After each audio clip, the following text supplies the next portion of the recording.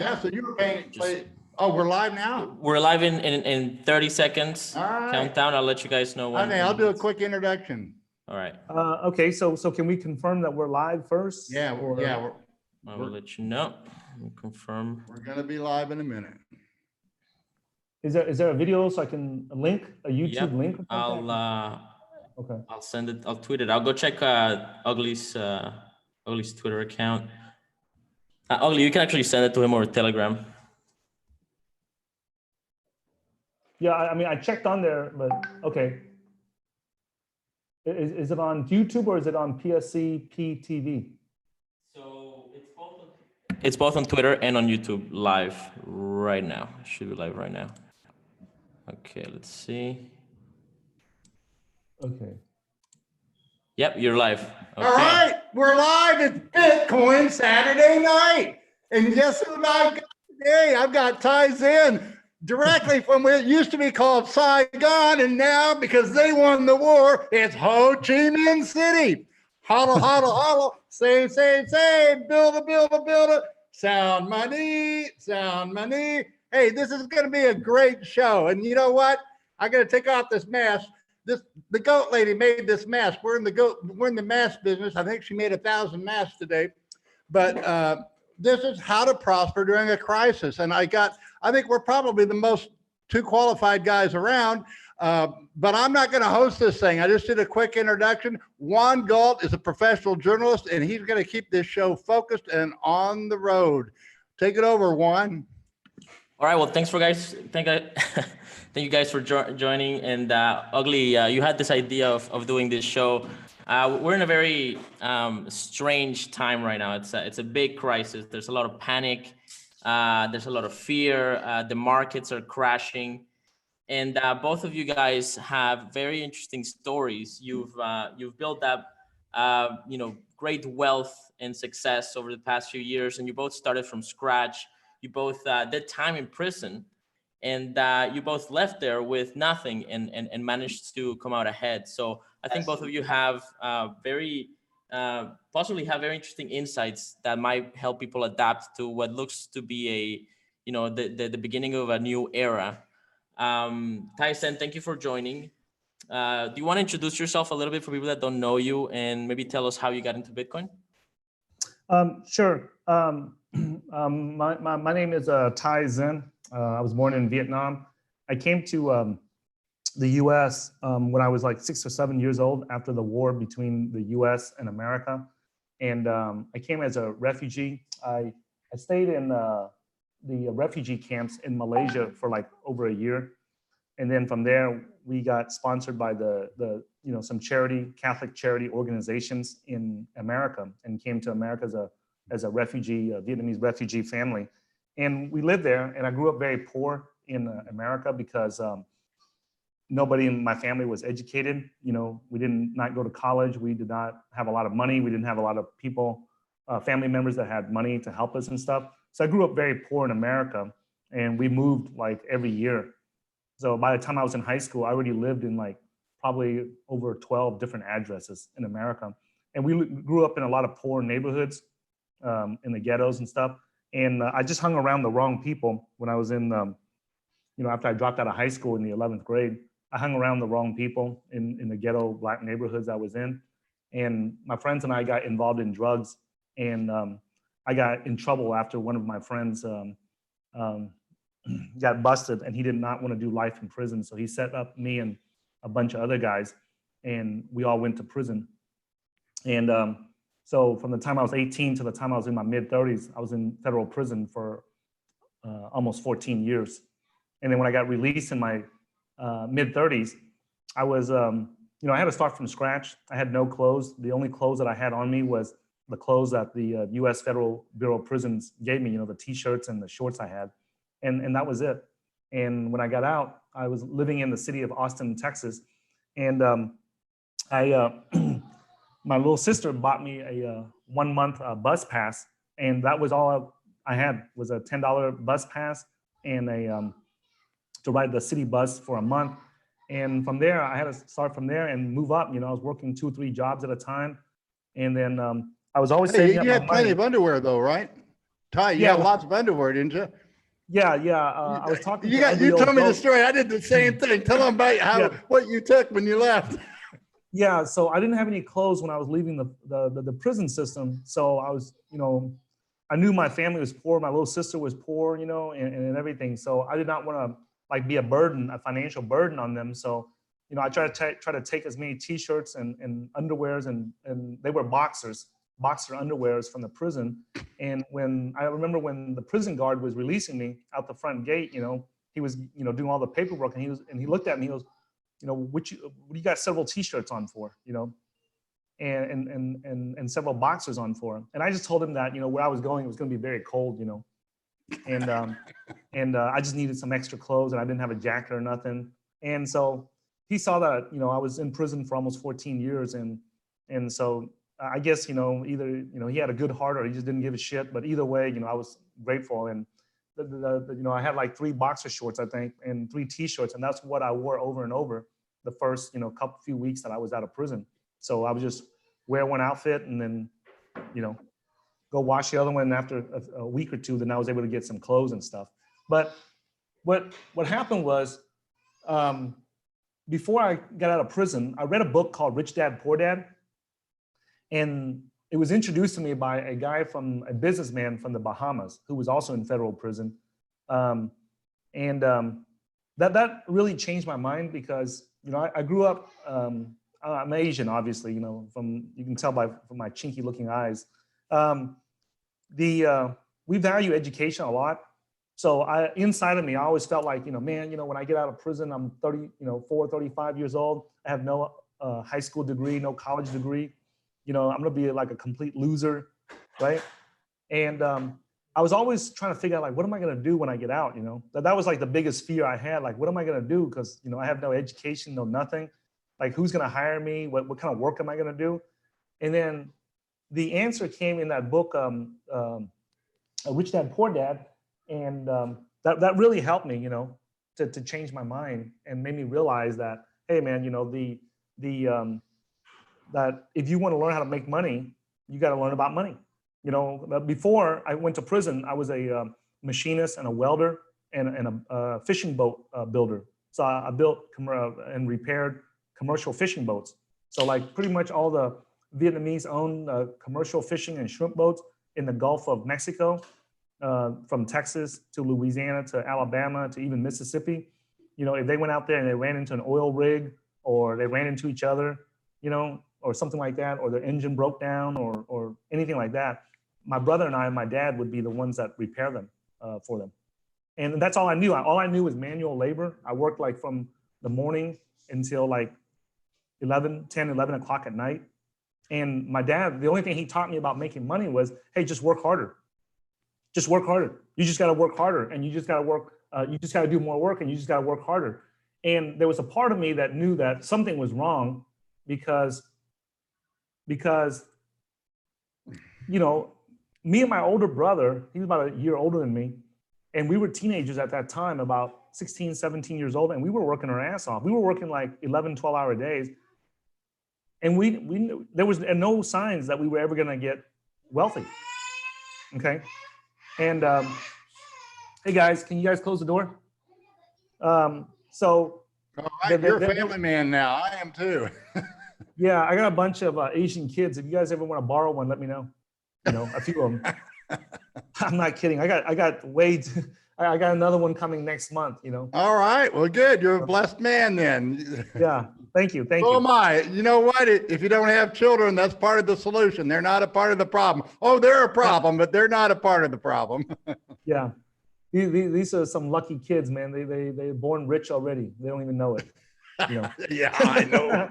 Yeah. They're so spoiled. Yeah.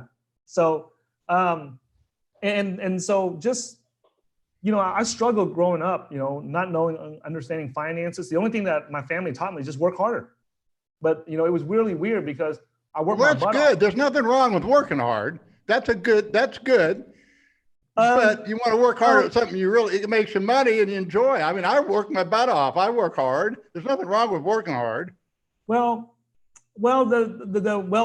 Yeah, that's what I used to believe too, but now I believe it's different. Like we grow up with this myth. One of the things that I learned about Rich Dad Poor Dad from Rich Dad was that he always talked about how these limiting poverty, limiting mindsets that we have that keep us poor, right? And one of the things that people say things like stupid nonsense like money makes people greedy, or money doesn't grow on trees, and just you got to work hard, or look at ugly, or look at Tyson, they want to make money fast or whatever, or make easy money. And if you really think about it, only poor people say that. Only poor people say that because what's wrong with making money fast? What's wrong with making money easy? What's wrong with not having to work hard to make money? Like I worked my ass off, from the time I was born until like in my mid 40s before I retired, before I made my first million. And I can say this, I worked my ass off. There was times in my years in my life where I worked three jobs, right? And when I made my second million, it was not that hard. Matter of fact, it was pretty easy. Yeah, but you know what? I still work three jobs, but it's jobs I want. It's jobs I don't have to do these jobs. So I'm thoroughly enjoying it. That's a big difference because it's no fun if you're working three jobs and you're struggling. But if I don't have to work and I'm working three jobs, man, it just gives you a great deal of satisfaction. I'm glad that I have no desire to retire or quit, unless my health forces me to. As long as I can get around like I'm doing, I'm going to be the ugly old goat and passing on what little I know to teach. Yeah. So I'm nowadays I'm practicing to train myself to get that negative limiting mindset about money out. Whenever I hear, whenever I catch myself saying that, I need to work hard at this, right? I reprogram in my mind so that I say that I need to work more efficiently at this. How can I do this more efficiently? Right.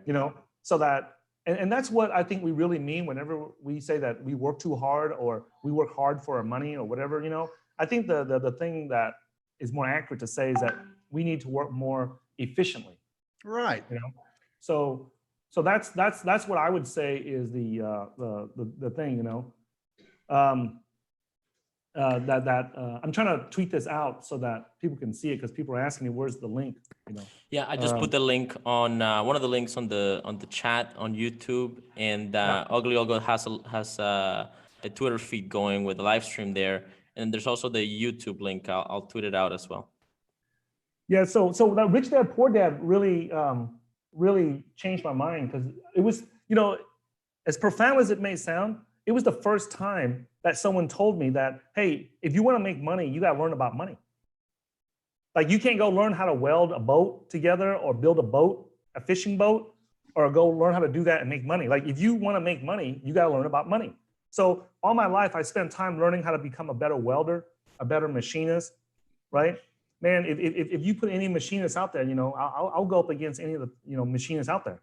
Put me in front of a lathe, me and my brother, and we can machine, we can weld, I remember I was working at the shipyard down in the east coast of Texas, about an hour and a half south of Houston. And we go down to the shipyard, and my brother and I are just teenagers, and we would weld just as good as the guys that were in their 50s and 60s at the shipyard, right? Oh yeah, you want to be, if you are working, you want to be the very best at what you're doing. That's the key, because that's how I've always built a business. I always hire a lot of people, and one of the things that I always have to train my sales guys, it's amazing how people will spend $1 to make a nickel. And I see it all the time, on these sales guys, they'll do anything to close a deal. And I have to train them to say, you never lie to them. You always make, and you always lay it out clearly. And the other secret I found is you always give more than they're expecting. But so then when they get something extra, oh, they weren't expecting that. Now you've got a return customer that's going to keep going. with you. And that's how you build a business. It's being the very best at what you do and using good sales practices. The other thing that's very important is the takeaway. Take it away from it. If they, somebody's giving you a hard time, and initially when you get out of prison, and I built a business, I couldn't be choosy about my customers, but I am now. I'm real careful on, who I do business with. I won't just, I have another business besides being an ugly old goat. We do telemarketing, voice broadcasting, but I'm very fussy on who I have for a client. Yeah, just my biggest thing, like we were talking offline, my biggest challenge was just overcoming myself, the limiting beliefs that I had in my head. When you grow up in the poor ghetto neighborhoods in America, it's really hard to imagine, having money. It's hard to imagine doing that because, I look around at all my Black friends, and we were all just a bunch of poor kids in the ghetto, And yeah, I know a lot of people say, hey, why are you calling these, Black people poor and shit, And I'm like, because they were. And I was the only Asian kid, I was the only non-Black kid that was living in downtown Port Arthur, Texas. That was the city that I was living in. And I was living a few blocks from an area called Short, Texas. And it's the most drug infested and most ghetto part probably of Southeast Texas. I mean, even the police were afraid to go in there. And the only reason why we didn't get hurt because all the Black families, they just thought we were either stupid or crazy because we were the only ones that lived there. Yeah. So they thought either these guys are just a bunch of idiots or they're so freaking crazy that, so they never bothered us. Crazy is a good defense, actually. Yeah. If people think you're crazy, they don't want to mess with you. Yeah. Like, that's, if you guys ever go to prison, just make sure that,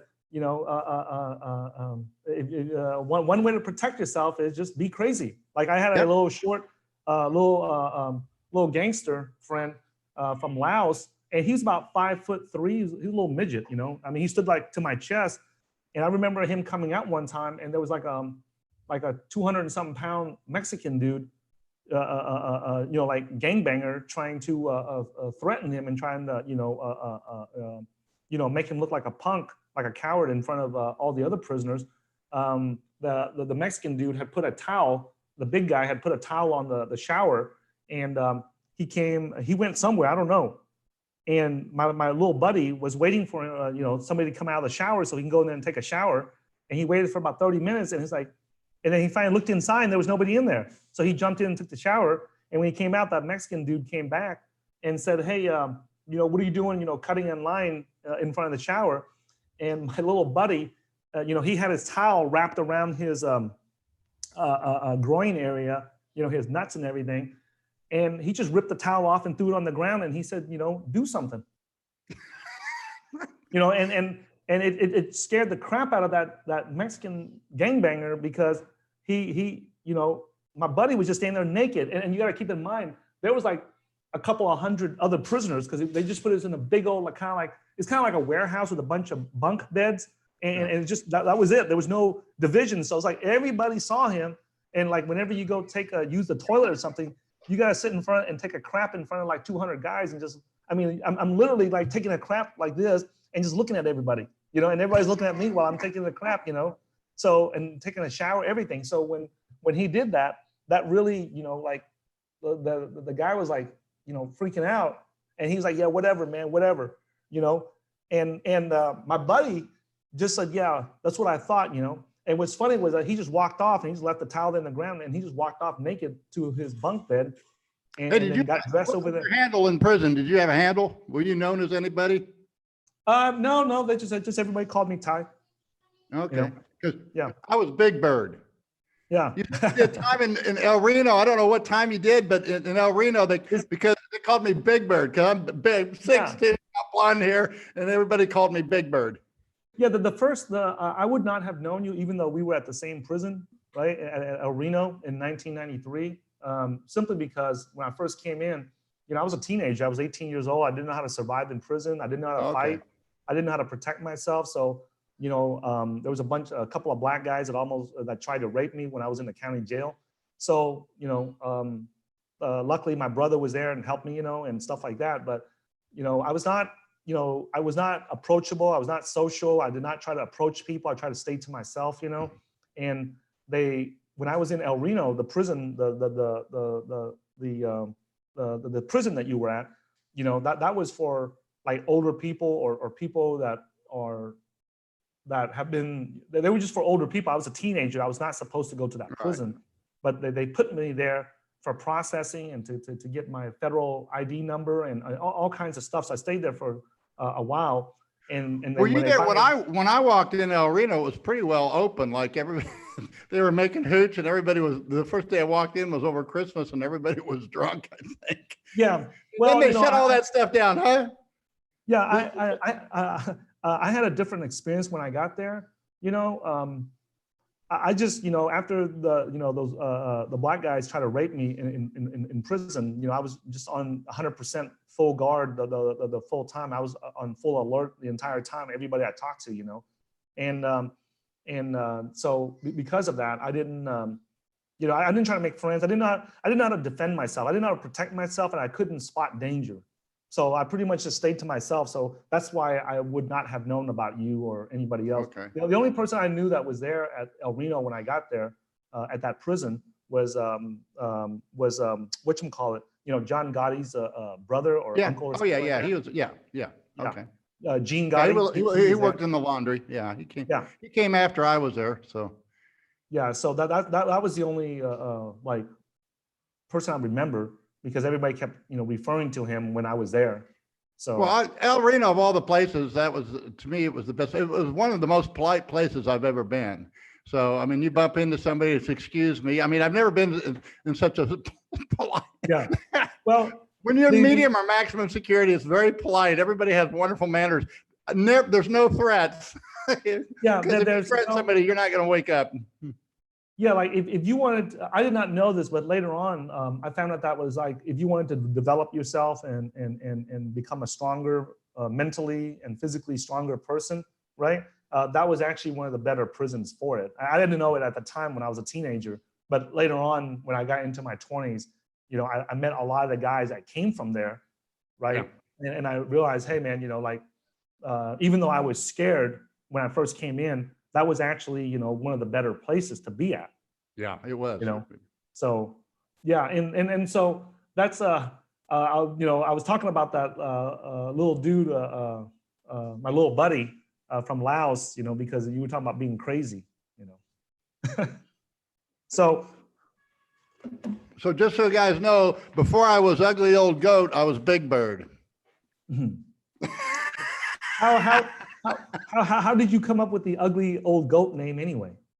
Well, you know, I was originally going to be ugly old fart. I thought that'd be a good call, but then I said, no, that's a little too risque. And then I came up with goat, and I didn't know it at the time. A year later, my son said, well, Dad, do you know what goat means? I said, no, what does it mean? And then I found out it's greatest of all time. So yeah. I know now I feel like I got to live up to that. I feel really responsible. I need to, you know, I'm teaching trading, and I'm making it all public, and I just, you know, I can't screw it up. I can't blow the account, you know? Yeah. And so it's really been helpful to me because I'm accountable to my members. Yeah. You know, speaking of trading, the first time I knew what trading even was, the first time I even heard about it, right? Because I've always known trade, like import, export from one country to another. Like I never knew what trading financial products was. And I was going into the prison legal library, and there was a group of guys. There was like 4 or 5 guys in there. They all look white. Half of them were white. The other half was like Hispanic guys, Latino guys that just look Caucasian. But you know, was this at El Reno? Was this at El Reno or no? No, this is when I got to. From El Reno, I went to another federal prison in Connecticut called the Federal Correctional Institute at Danbury, Connecticut. Okay. Well, the reason I asked that is because I that's where my father always wanted me to be an attorney, and I hated school. And of course, when I was at school, you either went to Vietnam or you went to school. And needless to say, I chose to go to school. I didn't want to go fight somewhere they weren't going to win. And so, but boiled down to, I got a scholarship. The feds, locked me up for 11 years, and I had nothing to do but to hang out at the law library and play tennis. So that's what I did, particularly at El Reno. And I got pretty good at it, and I learned a lot. I learned how I actually started numerous conspiracies when the prison, because I read the law. There's such a thing as Title IV, 1985, 2, before the semicolon, is administration of justice in federal court. And you may not know this, but do you remember what a BP8 was? Yeah, it's like a formal complaint. Complaint against a staff member, and you have to go through that process before you can go to court. You have to exhaust your administrative remedies. Well, the first thing that happens when you file against a staff member is they come and rock and roll you. They start screwing with all your stuff, and then you get thrown. I mean, everything they can legally do, they can do, but there's certain things they can't do. Because if they retaliate against you for trying to act in court, it's a felony. So, and if two or more are doing it, it's a conspiracy to interfere with the administration of justice in the federal court. Well, almost all of these conspiracy cases are actually done by jailhouse lawyers inside the prison system. Yeah. I called it playing Dungeons and Dragons for real, and you have the administrative side and you have the security side, and the administrative doesn't like security and the security doesn't like, they're all on the same team, but it just gets crazy. And then you have the inmates. I would have to call, I was independent, you have your PSIs, and I could walk in and show I was a kingpin. I wasn't a rat, so I could walk anywhere. And, but I'd always go to every shot caller and say, look, this is what I do. I file against staff. I don't care what you guys do. Whatever you do, I don't care. Just don't do it around me, because I got to write affidavits, and they will never believe an inmate. If you write an affidavit, you have to have staff verify, is this what happened? That's the only way you can win. And so it's like, people don't realize that federal prison is like living in a glass house. Everything is seen. Everything, they know everything going on. And all these gangbangers, they think they have these gangs. Every one of those gangs is infiltrated. When you say transparent in a glass house, that was actually how it happened. I would go into the prison law library, and I would see these 5-6 guys. It's just a handful of guys that was just every day they were looking at price charts. And at that time, I did not know they were price charts. They were looking at the price charts of like commodity products, mostly commodities like soybean, coffee, oil, gold, silver, oil. And, every day I would walk in there and I would hear them. And when I was growing up in the ghetto, and being dumb and stupid and ignorant about money and everything, anytime somebody talk about money, I was always like, my ears would always be like, my ears would perk up, and so we have this belief in the ghetto. It's so funny. We have this belief that, white people make all the money. And, if you want to make money, you got to be around white people, and this is in America, this is just a ghetto belief that we had. Right. So I'm thinking, like, here I am in the federal prison law library. And what do I see? A bunch of white guys sitting around talking about money. Now, I didn't know, keep in mind, I don't know what the hell they're talking about. The only thing that they said that I understood was soybean, coffee, oil, gold, silver, and making money. Those were like the only words. Whenever they were talking about like candlesticks, head and shoulder patterns, this, a descending triangle or ascending triangle or any of this stuff or technical analysis, I had no clue what they were talking about. All I understood, but, at first I thought it was weird that these guys are sitting here talking about soybean and coffee and gold and oil and everything. But every day I would go in there and try to research my case, because I was in there for a drug case, but they sentenced me to the wrong drug, right? They sentenced me to too much time. I was supposed to get like 18-month sentence. Instead, I got like a 15-year sentence, right? And that's because you went to trial, right? Is that basically? And that's, And most people get punished to go to trial. Yeah, I got punished for going to trial to fight my case. You may not know this, but you know this, but your audience may not know this, that, I'm one of the few people in the American justice system that actually went to a full federal criminal trial. Like went through it from beginning to end, went through the whole process and went through the appellate system and went through the Supreme Court system and everything. Like one of the few human beings that you'll ever meet out of 7 billion something people that went through the entire federal criminal trial, lost, and is still on the streets because And you lost every appeal all the way along the way. It's just like nobody was listening. Yeah, and the reason why that's very unique is that when you take the federal government in America to trial, they will try to make sure that you never see the streets again. You know, like they're gonna punish you for going in there and trying to fight your case. You know, and the way the system, the reason why they have over a 98% conviction rate is it's very simple. They don't take people to trial. They just go in there and, hey, if you go to trial, we're gonna give you 100 years. And if you plead guilty right now, you'll get 5 years. Oh yeah. You know, And so they'll commit numerous crimes along the way. I had witnesses. Yeah.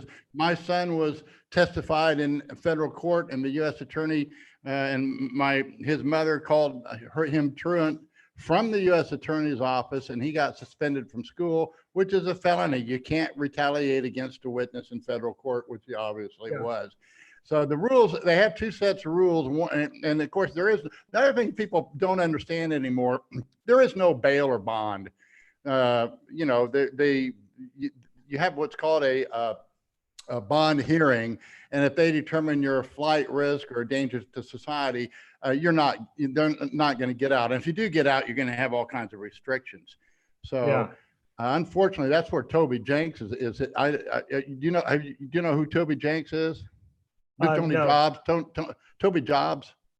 No. He got busted back in December. He was running the multi-level marketing for Joby Weeks. Okay, yeah. Maybe you can tell a little bit about that, Juan. You want to talk about Joby Weeks? Yeah, I actually met Joby Weeks. I met him multiple times, and he's a big anarcho-capitalist. He's a big sort of personality in the sort of libertarian ANCAP world. And yeah, he ran the Bit Club network. It was a multi-level marketing online like cloud mining scheme, right? Where you would sort of, buy shares in this mining operation. And then that's how you allegedly got profit. Hang on a second. Can you mute your mic? Sure can. I just want to get some echo there. Yeah, and so what happened was he ended up getting busted after years of running this. They did a long form investigation on him. The affidavit is brutal, with, it was like some of the stuff that they hacked some of the chats, and they had evidence of, what looked like shady behavior, and they didn't really have the mining equipment that they said they had, and they were, moving some of the numbers. And Joby came out as kind of like one of the more sort of honest guys in there, but he's basically they grabbed him in the States a few months ago, and yeah, they're throwing the book at him. They arrested, I think, 2 out of like 4 or 5. A very interesting guy, tall guy, very charismatic, great sales guy, lots of entrepreneurial ventures, but this one's the one that they accused him of securities violations and other fraud and such. I think it's what it is. Okay, so I want to say something about that, about these anarchists, in crypto land. So in case anyone is new that's listening to this, right? The first wave of people that adopted cryptocurrencies were like the cypherpunks, the techno people, like the really hardcore tech people. The next came the anarchists and the libertarians, right? And then came the speculators. Like me and our team, we started the first Bitcoin and cryptocurrency trading and investing channel back in 2013. So we were like some of the early people that came in. We're just traders. We'll trade anything, right? And we'll invest in anything that has an opportunity to make money, as long as it's not like OneCoin or BitConnect, And then later on, then the public starts coming in. So you got to be really careful when you're talking to these people that claim to be anarchists or libertarians and things like that. Because one thing I've noticed since I came out of federal prison is that they don't understand the law. No. Like they don't understand that, hey, when you live in this country, if you live in this specific country, there's specific laws for this, okay? For financial products, for drugs, for narcotics, for cars, for homes, for land, and things like that. If you live in this country over here, the laws may be different. And these guys, I think that one of the things that they do that hurt the community a lot, right, is they just talk about as if there's no laws. Like, oh, you know what? I don't think that should, I don't think that, marijuana should be illegal. Okay, that's great and everything, but there is a law in the land that you live that says that having marijuana is illegal. Now, until they change the law, I mean, you can dislike it, and that's great and everything, but the law is that if you live in this piece of land, it's illegal to have marijuana. Okay, and that doesn't matter what your ethics or whatever it is that you believe in, that piece of land that you're living on, it's illegal. And the thing that I think that a lot of these guys, they hurt the community, like these cloud mining guys that you guys are referring to. I don't know them, but just from what you guys have told me is that I see that happen a lot in crypto, is where people just ignore the law. They ignore it, and as if it doesn't exist. Like, who cares if that law is there? And that's Yeah, like, well, this is a multi-level marketing thing, and it was very structurally bad. It looks bad. I mean, it looks like he's going to. I don't think he. I mean, you and I understand where he's at and where this thing's most likely going, but he's probably going to be locked up for a decade or more, like you and I. And so, my heart goes out to the family, because it's not easy, and that's one of the things I want to talk about is you actually prospered in prison, and I did too. Like I say, I got my law degree from being in prison, because they locked me up with the law library. And yet you have to make a livelihood in prison. So all these people right now say, well, I don't have a job.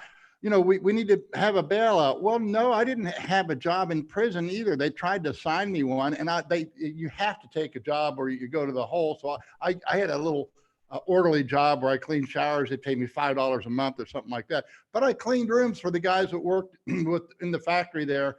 I had 5 rooms, and then I did illegal work. So people paid me for that. So I was always independent in the prison. You either work in the system or you have a hustle. And my hustle was cleaning rooms. So basically cleaning toilets. So keeping humble, during this crisis, hey, get to know people around you and stay humble. There's nothing too demeaning. Work is work. It's honest work is honest work. There's nothing wrong with that. Exactly. As long as you're not doing something that's illegal or immoral, man. Like, when I first got out of prison, I had no money. I had nothing, and people always ask me, how did you get started? How did you get on your feet without a college degree or without a high school education or with any of that, and with no family support, no money? And I just got out there and I worked my ass off, man. Like, I was working most of the time I was working 2 or 3 jobs. Like, most of my life, I don't remember. Oh, yeah. Even when I was in prison, I was working 2 jobs. Oh yeah. So whenever people say I was that they're working all the time. they're unemployed. Well, when I got out of prison, the first job I had, I couldn't get a job either. So I worked straight commission, selling Dish Network, because I always was a pretty good sales guy. But the first firm, within the first 5 or 6 weeks, I was the top sales guy. I remember the amount, it was $3,700 in 3 weeks. And the owner of the company completely stiffed me. And, and so I went to work for another company that was in the same business. And, but it was, I mean, it's rough, and you can get taken advantage of very different. So, I mean, if you can imagine that, having nothing, thinking you just made $3,700 in the last 3 weeks and you don't collect any of it, and you have to start all over again. And, I learned that business. My sales were sought after because I had a very few return rate, like 99% of my deals, they all went through. Nobody reneged on them because I sold it properly. They knew what they were getting. And because of the quality of my business, it wasn't long. I was getting a higher commission rate than anyone. And when I left and actually came to California, I still worked for companies all over the country, through doing voice broadcasting. I've actually made a couple of companies the biggest Dish Network distributors, in the U.S. So, it takes a lot of work, but it can be done, and you just have to, you're going to have obstacles, but you know what? This is an opportunity. It's not a crisis. There's all kinds of opportunities that are going to be created because of this crisis. So I remember one thing that I remember one of my mentors in the prison, right? He was a Polish Catholic priest. And I remember when I first came into federal prison, I was 19, 20, 21 years old, somewhere around that time. you know, I had a 15-year sentence, and just to see my release date was just so far-fetched, you know. You know, I tried to work, you know, to try to be strong and have hope and stuff, you know, but it was really tough when you're a teenager and you got 15 years that you have to do in prison. And it's just, you know, as tough as you try to be, you know, it's really hard, you know. It's really hard, especially when nobody shows I always you. thought for the first 3 years are the toughest. After 3 years, I don't think they punish you anymore, because I always thought I was getting out. For the first 3 years, I always thought I'd be getting out next month or next, you know, next year, whatever. And then finally all that hope disappears. And now you realize, well, I'm just stuck here. Yeah, but most people don't know this, but all the prisoners go through a cycle where they don't accept it. Like, they won't accept the reality that now they're going to be in prison for several decades or whatever. So the first three, I would say like the first 3 to 5 years is that period where after that, you know, pretty much after 5 years, then pretty much everybody realized, hey man, you know, this is for real. You know, you're not going home, you know. For me, yeah, you're right. It was like right around 2 or 3 years for me also, you know. But I remember I see people in there for murder. I see people in there for robbing banks multiple times. And I see people in there with like, I remember I had workout partners that were in there for like, one had like 5.5 tons, like tons, not pounds, not grams, not kilograms, not ounces, but tons of cocaine. I had another workout partner that had like 11.5 tons of cocaine. I had another workout partner in there that had 13.5 tons. We're talking tons here. We're not talking about pounds or kilos or ounces, okay, or grams. We're talking about like boatloads. And these guys were getting less time than I was. Yeah. You know, because they were set up, by the way. It's just, you know, they were innocent, you know, they were set up by the cartels in Colombia and Mexico to take the fall, you know. So these guys were not real, you know, drug dealers. These guys are just poor fishermen that were set up, you know. And I remember talking to the Catholic priest saying, man, you know, like, this is not fair, you know, like, you know, this is kind of messed up. I had a few grams of cocaine and now I'm in prison for this much time and everything. And, you know, I was asking him, you know, I was trying to look for answers. I was trying to, you know, maybe he's a Catholic priest, you know, maybe he's a man of God. Maybe he knows some answers that I don't know. And I remember him telling me this, Ugly. I remember him telling me that, hey, you know, like, you know, God has a plan for all of us, you know, and if we're going to do big things in life, right, and we have big things ahead, you know, that we have to be prepared. And, you know, and we may not understand God's way of preparing us for what lies ahead of us. And, you know, instead of fighting it or resisting it, you know, work on learning it, the lessons that we need to learn and overcome it, and so that we become stronger for the things that lies ahead of us. And if, you know, we don't make it, you know, then maybe we were not cut out for greatness and success. Right. Well, you know, I feel like my whole life, you know, I'll consider it now a blessing, and my whole life was, I can see now, purposed to go through what I went through to be where I'm at now at the time that I'm in, and to be a part of this sound money movement. It's really, you know, I got the good training ground, and that's why I say I think it's very appropriate for you and I to talk, particularly people through this crisis. Incidentally, how are things in Ho Chi Minh City? Are you guys locked down like we are, or what's going on? In Ho Chi Minh City, just so that, but by the way, I just relocated to Bangkok just a couple of weeks ago to Really? deliver our fourth child. Yeah, so I just left Ho Chi Minh City just you know, it seemed like it was just yesterday. They have closed down all the schools, you know, so Vietnam is a new country. Even though the country's history is several thousands of years old, the country itself, the rebuilding process, you know, after the French tried to invade our country and take our land, and then the Japanese tried to do the same thing, and then the Americans tried to do the same thing. So Vietnam did not, you know, all the invaders were not kicked out until like 1975. And then the Communist Party had to like put like a really heavy hand to lock down the country, to secure the borders and make sure the country was safe, and that no more invaders would come in and try to take our land and our country. So after that was secure, it took about 20 years to do that, to make sure that, hey, this is it, you know, like we've had all these foreign invaders come in and try to take our land and natural resources for over 100 years now, and they finally, put the clamp down on it and secured the borders. And when they did that, it took about 20 years from 1975 to about 1995. And once the borders and the country was safe enough to where the government did not, felt confident that no one else was going to try to come in and invade and take our land and our country, then that's when they started opening up the economics and started focusing on the economics of the country. So it took from 1995 till 2020. That's only about 25 years. So Vietnam only has about 25 years of infrastructure and development compared to most other countries. And so because of that, when the minute they heard about the coronavirus, they had to take action of, they had to move pretty quick because they don't have the infrastructure that a lot of developed countries have. So the first thing they did was they shut down all the schools, right? All the schools.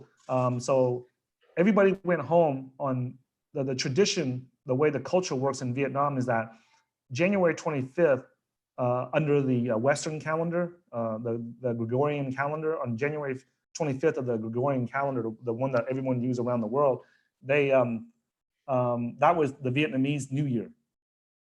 And so the way that it works is most families stop working like a week or two, at least a minimum of a week or two before the New Year's, before January 25th.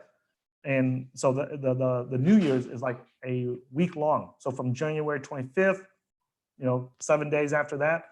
So you can pretty much count that everybody pretty much went home about a week before January 25th. And then since January 25th, the government ordered that all the kids stay home from school and don't go to school. And so that they don't cause a panic. They said, hey, school's been suspended for 2 weeks. And then after that 2 weeks, they renew the suspension for another 2 weeks. And after that, they renew the suspension for another 2 weeks. So they don't create a panic throughout the country. So pretty much all the elementary,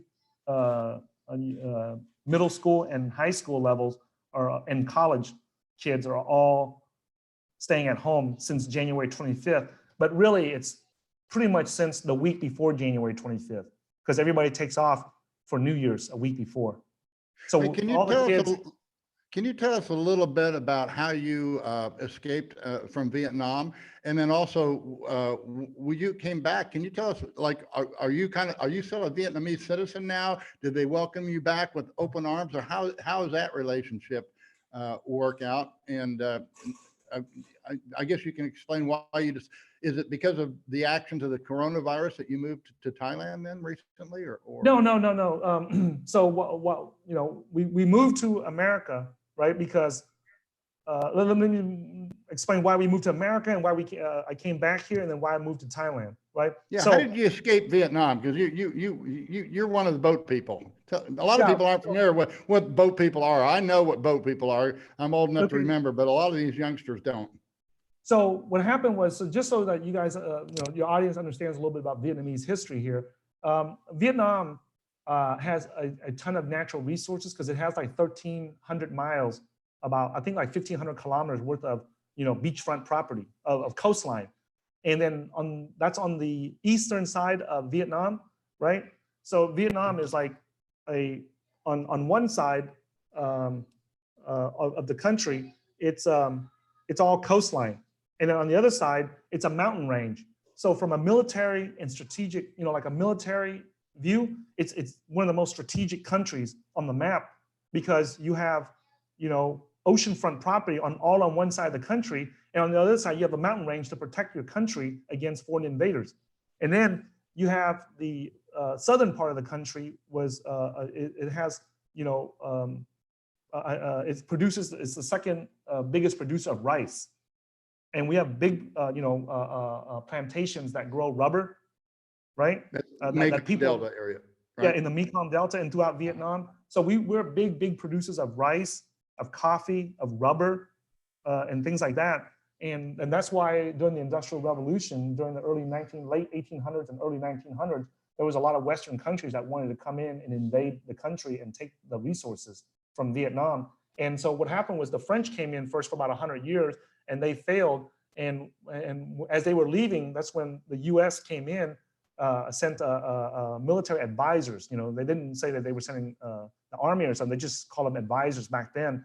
And what they did was, as part when the French left, it ended up to where they split the country in half into a northern part and a southern part. And the southern part was controlled by the U.S. and the U.S. put in like a puppet government in the U.S. And so I'm from the South, so I live way down south of Vietnam. So our village is very small. At that time, there was, I think, like 2,000 or 3,000, maybe 3,000 at most in our small fishing village. And, we were like, like right now, even if you drive a car, it still takes about 11 hours from the city of Ho Chi Minh City to go south to my village. So imagine back then when there was no roads, that would take probably a couple of days, 2 or 3 days, So we were kind of like far from the city, but we still, the war was still affecting us because my fishing village had one of the deepest seaports, one of the deepest ports. So what the Americans did was to control that area, they put their Navy base down in the in my village. Let me see.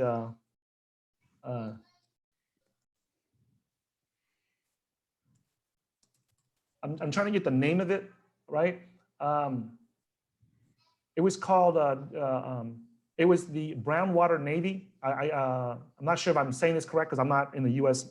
Navy. Okay, but they had their base down there in my village. Like matter of fact, if you look at the maps of it, it was like it's literally right next to my house. The U.S. military Navy base was right next to our house. And the name of that base, I'm trying to remember. It's called the U.S. Naval Riverine Operational Base in Song On Dock in 1970. So the Navy River Base operations was right there. I mean, I'm not kidding. If you look at the picture, the photographs from the U.S. Military, it's like a block from my house, my mom's house where I was born. That's where it's at. And later on, it got attacked by our villagers. Our villagers attacked the base because they didn't want foreigners there taking our land. It was really hard because there was people in the village that was on the American side, and then there was Vietnamese people that they didn't say, hey, we don't want no foreign invaders in here. This is our land. This is our country. We don't want Americans, French, anybody in our land. I get it. So in my family, there's actually a conflict because there's people that were working on the communist side to keep our land and our country, and there was people that were getting money and finances and funding from the U.S. military.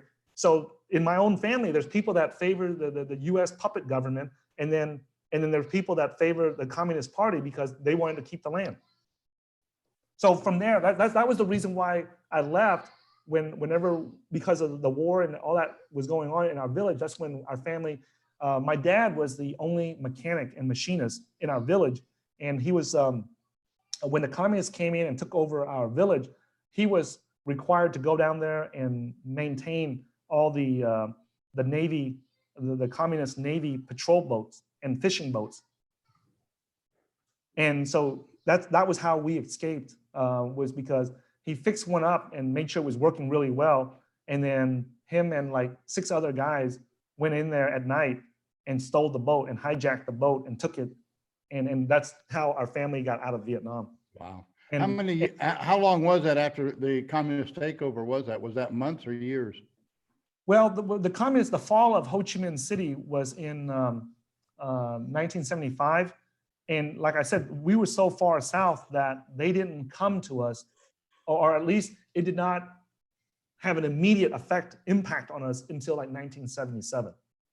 Really? Like 2 years. Like it impacted us immediately. Don't get me wrong, but it wasn't until 1977 that all the things were in place to where my dad was able to finally take our family out of Vietnam. What was the risk of you escaping on that boat and no boats out there to pick you up? Because somebody had to pick you up once you got out to sea, right?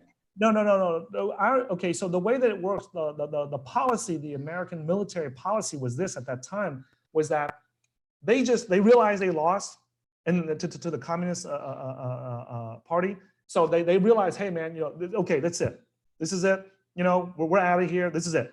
So they just withdrew, like immediately. They just dropped everything and just took off, right?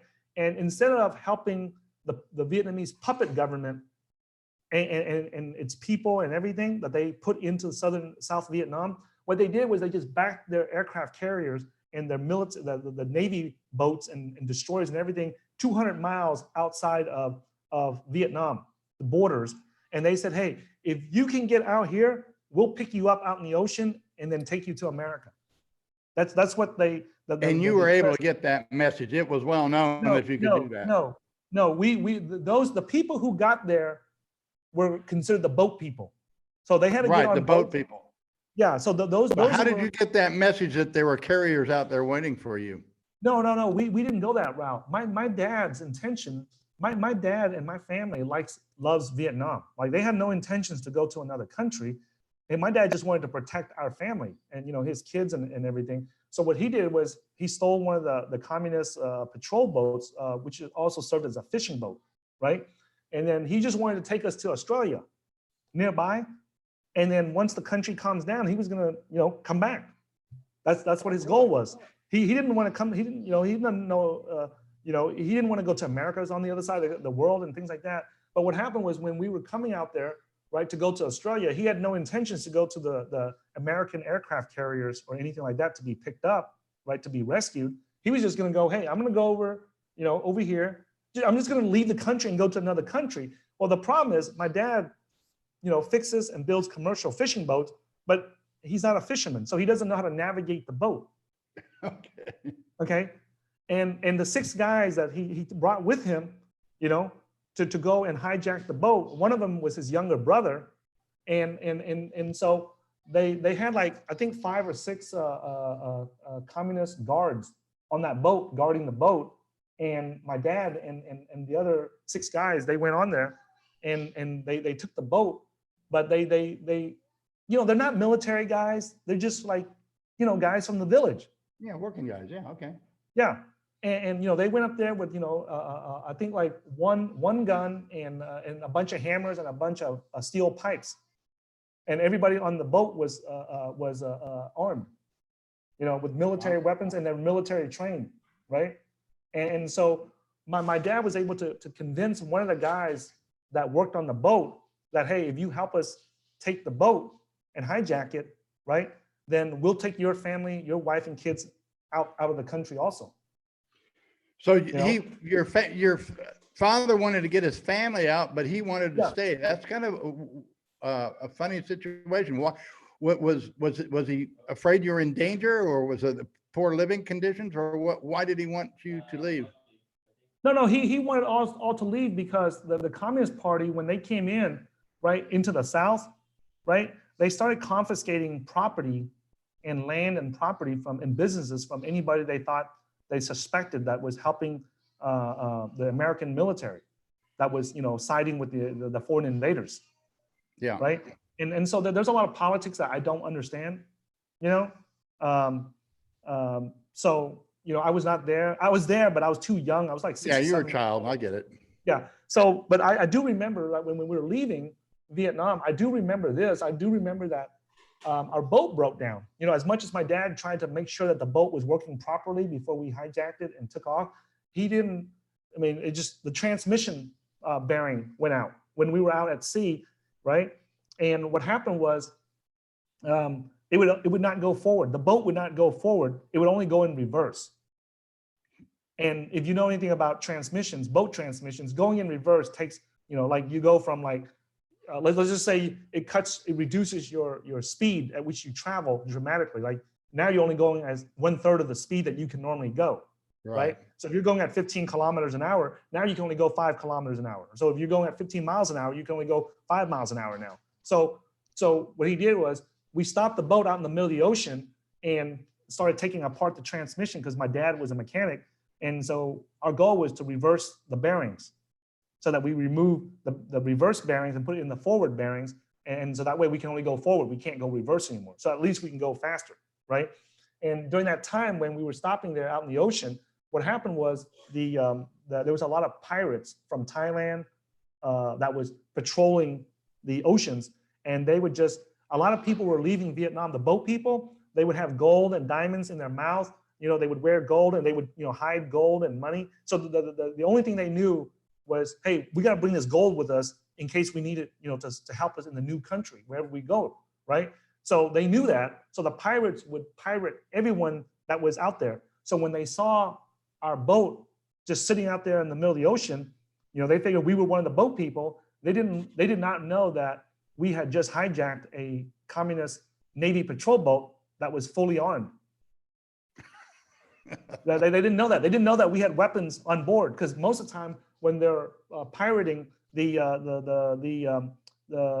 boat people out there, it was just, they were just unarmed people. They're just villagers and very, very poor people that had no military background and they just didn't have that. They didn't expect a boat to be loaded with guns, you know. And by the way, my dad did not hijack it because it had a lot of guns and it was a military boat. He hijacked it because they forced him to go down there and maintain the boat. You understand? Because he was the only boat mechanic in town. Right. So they forced him to go down and fix his boat. So his mentality is, okay, if you want me to fix your boat, yeah, I'll fix your boat. After I fix your boat, I'm gonna take it. he fixed their boat real good. All Yeah, right. he fixed it real good, you know. Sounds like your dad was really kind of an entrepreneur at heart, you know. He was an innate entrepreneur. Yeah, so that's what happened. And then when we were out there, we got into a pretty big gunfight with the Thai pirates, and my dad ended up getting shot and his arm was blown off. You know, during the gunfight. You know, it's a long story, you know, of how it happened and how the gunfight happened. But it ended up that in order to save my dad's life, instead of going to Australia, we had to end up going to the nearest available place to get him hospitalization, to get him hospitalized, or else he would die. So we ended up in a refugee camp at Malaysia. Now, keep in mind, we're trying to head to Australia. How did we end up in Malaysia? The reason is because we had no clue where we were going. Right. Like I talked to some of the people back in the village that helped my dad plan all this. And I remember like talking to some of the guys, and they said, you know, the guys, my dad and the other guys were like, which direction do we go? And these guys basically, you know, said, you know, his cousins basically said, you know, hey, look, you know, if the sun is coming from this way, you got to go this way. And if the sun is coming from this way, you got to go that way. You know, they were using like, you know, old school, you know, dead reckoning or something, you know, to figure out what direction to go. Needless to say, they were lost out at sea is what happened, right? And that's how we ended up in the refugee camps at an island called Palau Besar in Malaysia. And right there, that island had a bunch. It was like, I think the second biggest refugee island, Vietnamese refugee island in the country of Malaysia. And that's how we ended up there. And because it was a military, it had guns on there. We ended up, you know, my dad and the other 6 men ended up going to prison in Malaysia for having guns, for bringing guns into the country. Wow. Yeah, so the prosecutors there wanted to, you know, get promoted and make a name for themselves. So instead of acknowledging the fact that we were just Vietnamese refugees, right? They tried to press charges on my dad and the other men, saying So that they eventually let him out and let him come to America, even with that criminal charge, or? No. What happened was they were getting executed, because in Malaysia, if you bring drugs or guns in there, you get capital punishment. Oh, okay. So you just get sentenced to death. So that's what happened to them. And they, instead of, you know, they did not want to be, because you know, in the Asian culture, there's really, you know, having faith was a huge thing, and having honor and integrity was a huge thing in Asia. And him and the other my dad and the other 6 men did not want to go down as being criminals, because they weren't. They were refugees. I understand that, yeah. So what they did was my dad stole because, you know, he was in the hospital several times because his arm got blown off, right, during the gunfight with the Thai pirates. You know, he somehow managed to steal a scalpel or a razor out of the hospital. And when he got back to the prison cell, you know, him and the other guys, they all like committed, you know, ritual suicide. They cut their stomachs open. Wow, really? So you're, Right. wow. Yeah. So what happened was the reason why they even got that far was because out of the 7 men, there was a guy, from my understanding. Now, keep in mind, I'm trying to share my experience. I was there for the gunfight. I saw my dad getting pulled up onto the fishing boat, and all bloodied and everything. And so I remember those. But obviously, I was not in prison with him, so I don't know what happened inside the prison. But I remember going up there visiting him once when I was a kid in the prison and seeing him in the prison and seeing how bad it was in there. And then I remember living in the refugee camps with my older brother, and we would just, man, it was food was like the only thing we had in mind, man. Like we weren't thinking about Lambos or Ferraris or girls or anything like that. We were 6 or 7 years old at that time, and the only thing we can think of was just finding food. And we would run up and down the beaches every day and just scour for food, man. I swear, man, anything that moved, we ate it. I believe it. Anything, if you move, if you were a worm or you were a lizard or you were a bird or you were a crab or a fish or a shrimp, if you moved, you were going to end up in my stomach or my brother's stomach.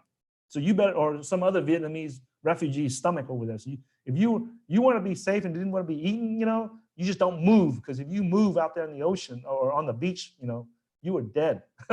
You were going to become our food. And So who was finally adopted? You and your brother, and what other family members were finally adopted by this Catholic charity? well, what happened was the reason why they ended up in prison was not because of the firearms, because there was a guy out of the 7 men, there was one guy that became a snitch. He decided he was going to save his own ass, and they couldn't prove that the guns belonged to us, because when my dad, he was falling in and out of consciousness, before we got into the shore, he realized we were going there, and he realized it was a Muslim country, and he said, "Hey man, take all the guns and everything and throw it off the boat." Right? He said, "Hey, Yeah. throw everything off the boat, man. Don't, and so we did. And somehow or another, man, they recovered the guns from the ocean floor, and somehow they recovered it. The Malaysian, Coast Guard or the Malaysian Navy, they somehow they recovered it, but they had to prove that it was ours.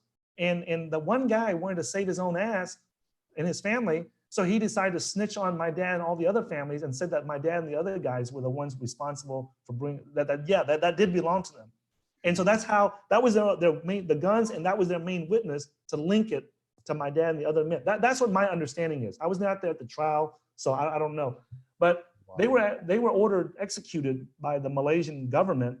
And when my dad, he wanted to prove his innocence and the other men. So when they cut their stomachs open during the ritual suicide, the I guess the prison staff rushed them to the hospital and stitched them back up. And then after that, the courts realized, hey man, these guys are not criminals. These are just refugees, and that's how they got released, so. But your father actually survived the suicide attempt? He did. Yeah. Oh, Yeah, wow. you when you look at all 7 men, what happened was the guy that snitched, he knew that if he was the only guy left alive to go back home, he knew that he would lose a lot. It would be very dishonorable. Like his family would be like, like, what the fuck happened? Like how come you're the only one alive? So in Vietnam, they would know that you snitched on all the other guys, that you sold the other guys out to save your own ass. And so he grabbed the razor and he cut himself up too. Wow. So what happened was they all got hospitalized, and that's when the Catholic charities that were operating in the refugee camps, I don't know all the legal ramifications, the legal procedures that they went and did, but I know that ended up being how we got out of. I'm pulling up the name of that place. Okay, so to give Is your father still alive today? Yeah, he's down there in Houston. Wow, I would love to do an interview with him. What a fascinating story. So it's just so give them credit here. I want to give a shout out to them. They don't exist anymore, but the organization was called the American Council of Voluntary Agencies for Foreign Service. Yeah, it was on 200 Park Avenue, Crazy. South, New York, 10003. That was the agency that got our family. That's in You know, I'm not a cooperation. Catholic, but that Catholic Charities does seem to do some amazing things. This is not the first time I've heard about them. So, Yeah, so while we're mentioning it, I might as well give them credit for it, because they helped our family. So that organization in New York, the American Council of Voluntary Agencies for Foreign Service, in conjunction with the with the U.S. Catholic Conference's Migration and Refugee Services that was located on 1250 Broadway, New York, in conjunction with the Catholic Social Services in Mobile, Alabama, with a lady named Miss Michelle Johnson, right? So these were the three organizations that helped bring our family from the refugee camps, And I'm reading all the immigration documents, the original ones from 1978. Okay, so hi, I'm so glad that I know this has got to be hard for you to talk about. I wasn't expecting all this, and it's a great story. I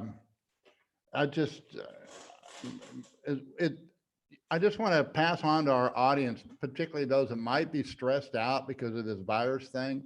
Hey, listen to Ty's story. Listen to what he's been through.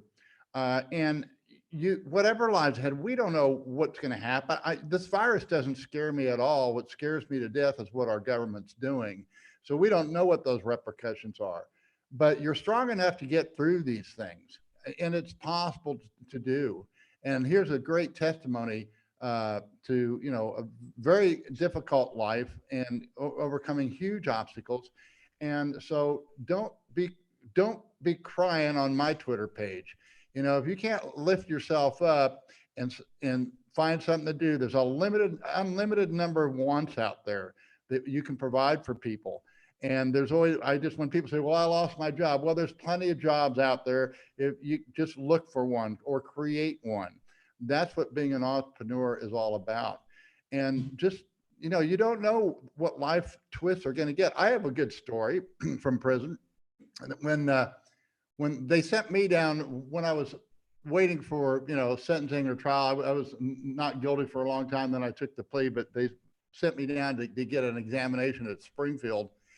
And when I was down there, there was an old guy at the time, I was in my 40s, but this guy was over 80 years old, and everybody's saying, well, what are you doing here? And he spoke perfect English, but he was Mexican, spoke Spanish, but it was also German. And apparently, this is such a crazy story. The guy's parents were German. And in 1938, they wanted his son to have a good German education. So they sent him to Germany when he was 17 years old. Of course, the war broke out and he became a Luftwaffe pilot, got shot down several times and was finally captured by the Russians. And they didn't know he was a pilot. And so he stole an airplane and flew to the French section. And they didn't treat him right. So he stole another airplane and flew it to Italy and got in the American section. And then they finally repatriated him back to Mexico. And then he was set up by the FBI. He says, oh, yeah, people were trying to get me to come to the United States for some kind of, because he had an airline, a small airline business. Apparently, they thought he was running cocaine on his aircraft. And so they were trying to make me come to the United States. I was getting all these offers. Apparently, the FBI set him up to make this offer. As soon as he landed for some conference, fully paid for conference in New Orleans, he got arrested and got these, drug conspiracy charges laid on him. So, you know what? You just never know what life is going to bring. And this is a great story. Don't let this thing get you can overcome anything. You really can. And like that Catholic priest told me in prison, hey guys, can you guys close the door? One of the things I learned, from that Catholic priest, and when I run into obstacles and, bear markets and things like that nowadays, I know that each one makes me tougher and makes me stronger and makes me more experienced and makes me, know how to deal with that situation in the future, and then whenever people like that's one of the things that I was kind of shocked at when I came out of federal prison, that how many young people are afraid of of uh, the obstacles that come into their lives. You know, Yeah. I am who I am today because of the things that I have gone through. You know, Yes. like I would never become a multimillionaire today if I hadn't gone through some of these experiences that prepared me to be where I'm at today. Exactly. You know, a lot of people think that, you know, that when I was growing up, I never wanted to become a millionaire by luck. I didn't want to become a millionaire by accident. And I didn't want to lose it either after I make it. And if I did lose it, I know that I wanted to have the confidence to know that I can do it again. Right. Right. And that's one thing that, you know, it's unfortunate, but a lot of my family members that came to America, you know, some of them, a small handful of them did well, most of them did not do too well. And when they look at my success today, right, they think it's just luck. Yeah, I You know. oh yeah, he just got lucky. Well, I mean, you have to look at, if I came to America as a Vietnamese refugee, you know, I lived in the refugee camps for over a year. I lived for many years in the ghetto neighborhoods in America. You know, I don't have a high school degree. I don't have a college degree. And I went to prison for nearly 14 years and I came out and I did not start creating my financial life until I was in my mid 30s. And, you know, by the time I was in my mid 40s, I was able to retire. Right. You know, Well, I came out when I was 52 and built it, but I always had confidence. I knew I would make it again. That I knew that I would, and I knew that I'd make it because I had a sense of that there's a purpose behind, you know, everything that happens. I definitely believe in divine providence. So that was not an obstacle for me. Yeah. But I can see it's an obstacle for a lot of people. And yeah, people do think it's luck. And what I teach is, you know, it's if you can play the game, you will eventually get lucky. But if you can't play the game, you're never going to be lucky. Yeah, you know, like now I'll share this example, right? I had this Colombian workout partner. His name was Pipe. Just call him Pipe, right? And I remember Pipe. He was a little like he stood up to about like my nose. And I remember this little guy, man. He was just devastating and vicious on the soccer field, man. Like when he stepped on the soccer field, he put terror. He terrorized all the other guys that played soccer, man. Like everybody wanted him on the team because they knew just having him on the team, it would just terrorize all the other teams. All the, you know, soccer was a big thing in prison, you know that. Yeah. And this one guy, man, from Colombia, he was a little, you know, he came from a fishing village in the city of Buenaventura in Colombia. And he was just vicious on the soccer field, man. You try to block him, man, he will kick that ball into the goal, man. Like you can try all you want, he's gonna get there. I learned a great respect for Colombians in prison because they basically ran, people don't get it, but they did run the show because they were all hard workers and they ran the stores, they ran everything, they pretty much ran, and they're very trustworthy, you know, and so in fact, Juan's from Colombia. When I knew he was from Colombia, I said, well, that's a big plus because I really have a high respect for Colombians after being locked up with them. You know, they never grew the cocaine in Colombia. They grew it in Bolivia, but the Colombians figured out how to profit from it, you know, by getting it to America. So anyway. Yeah. So what I was telling you guys about Pipe, that soccer player, was because they would try to come and block him. And I've never seen this. If I didn't see this in my life, you know, firsthand, I wouldn't believe that it was possible. But in America, I was used to seeing people, when I was growing up in high school in America, I'm used to seeing people try to kick, you know, I don't know what it's called in soccer, but you get a free kick after the other team fouls. Penalty kick, yeah. Yeah, penalty kick, right? And most of the time, I see people kicking from the front of the goal. And this guy, he's kicking from the side, from the corner. And I see all these other guys, these Mexicans and these Puerto Ricans and these Colombians going in and try to block him. And I'm thinking like, I'm looking around like, what the hell are they blocking him for? How's he gonna kick the ball into the damn goal from behind the goal? You know, like what's the ball gonna do? Come up and then fly backwards and then come into the goal, right? The first time I saw it, oh my God, I couldn't believe what the guy was doing, you know? And he kicked it and the ball went straight out. I'm like, it's going to the wrong goal. And then all of a sudden out in the middle of the air, it curves back right into the goal that it was supposed to go into. And you can see all the opposing team trying to block the damn thing, you know? And I'm like, holy shit. Now he doesn't do it every time, right? But man, if you put him up there to kick it, like 2 or 3 out of 10 times, he would kick that ball into the goal, no matter how much those guys try to block him. And one thing I've learned was that it was not an accident. Like the first time that I saw him kick that goal, I thought, man, this guy just got lucky. But every time he went up there to kick that penalty kick, the opposite team would rush over there to try to block him. And they did it, I saw it enough times to realize, man, this is not luck anymore, man. Like this guy knows what he's doing. Right. I mean, they were scared that he was going to kick a goal every time he got that penalty kick. Right. Well, it's important to know what you're doing. Like I say, I'm teaching trading, but I'm confident in what I'm doing, you know, and I know you teach trading too. Hey, if you want to tell people a little bit about your trading stuff, now I'm a big believer. I don't call myself a Bitcoin maximalist. I call myself a Bitcoin standard bearer. Okay. And I do believe that Bitcoin is going to reign. But I have no problems trading the altcoins. I mean, I only trade on BitMEX, so I'm limited to what they list there. I used to trade, I went through my altcoin days. I had a whole bunch of Ethereum, and then I listened to Tone Bays and sold all of my Ethereum when it was about $100 or something.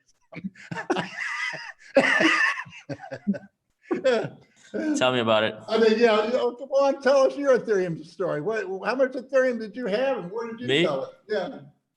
Yeah, I bought like $300 worth of Ethereum at 20 cents each from the ICO. So I had like 700 Ethereum, and like I was broke as fuck too. I didn't have much money, so I just threw like 20% of my money at it, right? And I got them.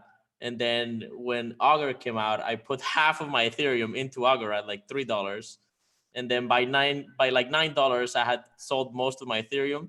And then when it went to $21, and then it crashed because the DAO fork happened, and it went back to like something like $11 or something like that, I sold the rest. And then of course it bounced. It went to like 150. Try to chase the bull market. Hey, you're not the only one that bought during the Ethereum ICO and sold it, and sold everything, I sold everything that just so you know, we are trend traders. We teach trend trading, and we don't believe in selling everything. Like if it goes in your favor, you sell a little bit, because you never know if it's going to keep going up or not. So we always keep a little bit behind. But the only coin that I ever sold everything of was Ethereum. And the only reason was because, you know what, at that time, I had made really good money on the Ethereum ICO, like really good. That's why my third child, his nickname is Ether because of that, So, my fourth child, his nickname is going to be Tezos. So, hey, these were life-changing events in my life, man. I want them to know that, hey, man, like this is what put our family over the top, So, but anyways, I sold Ethereum. The Ethereum ICO coins were the only ones that I sold everything of because, I spent many years. Me and my business partner David had spent many years teaching people how to trade stocks, futures, forex, options long before we got into crypto. Long before we got into crypto. Okay, so we were trading the stocks, futures, and forex options market for many years. Okay, really. And yeah, so we had experience in that. And one of the things that we got at the trading school that we worked at was that we got compliance. I got compliance training every quarter. What we can say to the students, what you cannot say to the students. Even till today, in our coaching group, we have our lawyer in there monitoring what we're saying. Like if we say something that's not compliant with U.S. laws, financial laws, then he'll ask us to correct it or remove it. You know what I'm saying? So that's one of the things. Like that's why certain things you don't see me say or do on yeah, on people ask me all public. the time. asked Yeah. today, somebody asked, well, how do I trade on BitMEX? I says, well, I can't tell you, you know, that's, you got to figure it out, and maybe you can't. Yeah. Like we only share with what we do. Like we're not licensed financial advisors, so we don't tell Right. people what they should buy or sell or anything. Right. We just tell people I just share what I do and our team does. Right. You know, and I think that, That's all I do. I mean, all I do is I actually send my track record so they can say, this is what I do. It's on the CSV. They can load it up in a program, and they, you know, if they want to build a chart of what I do, that's fine. In fact, people have done it.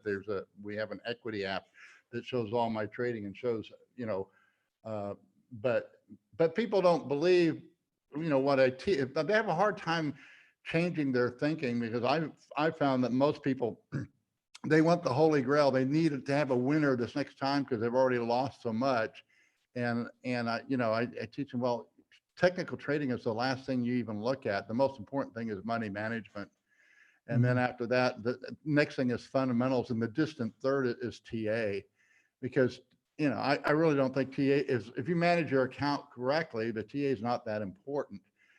Yes, it can develop your skills, but almost everybody has that priority reversed. They all think that,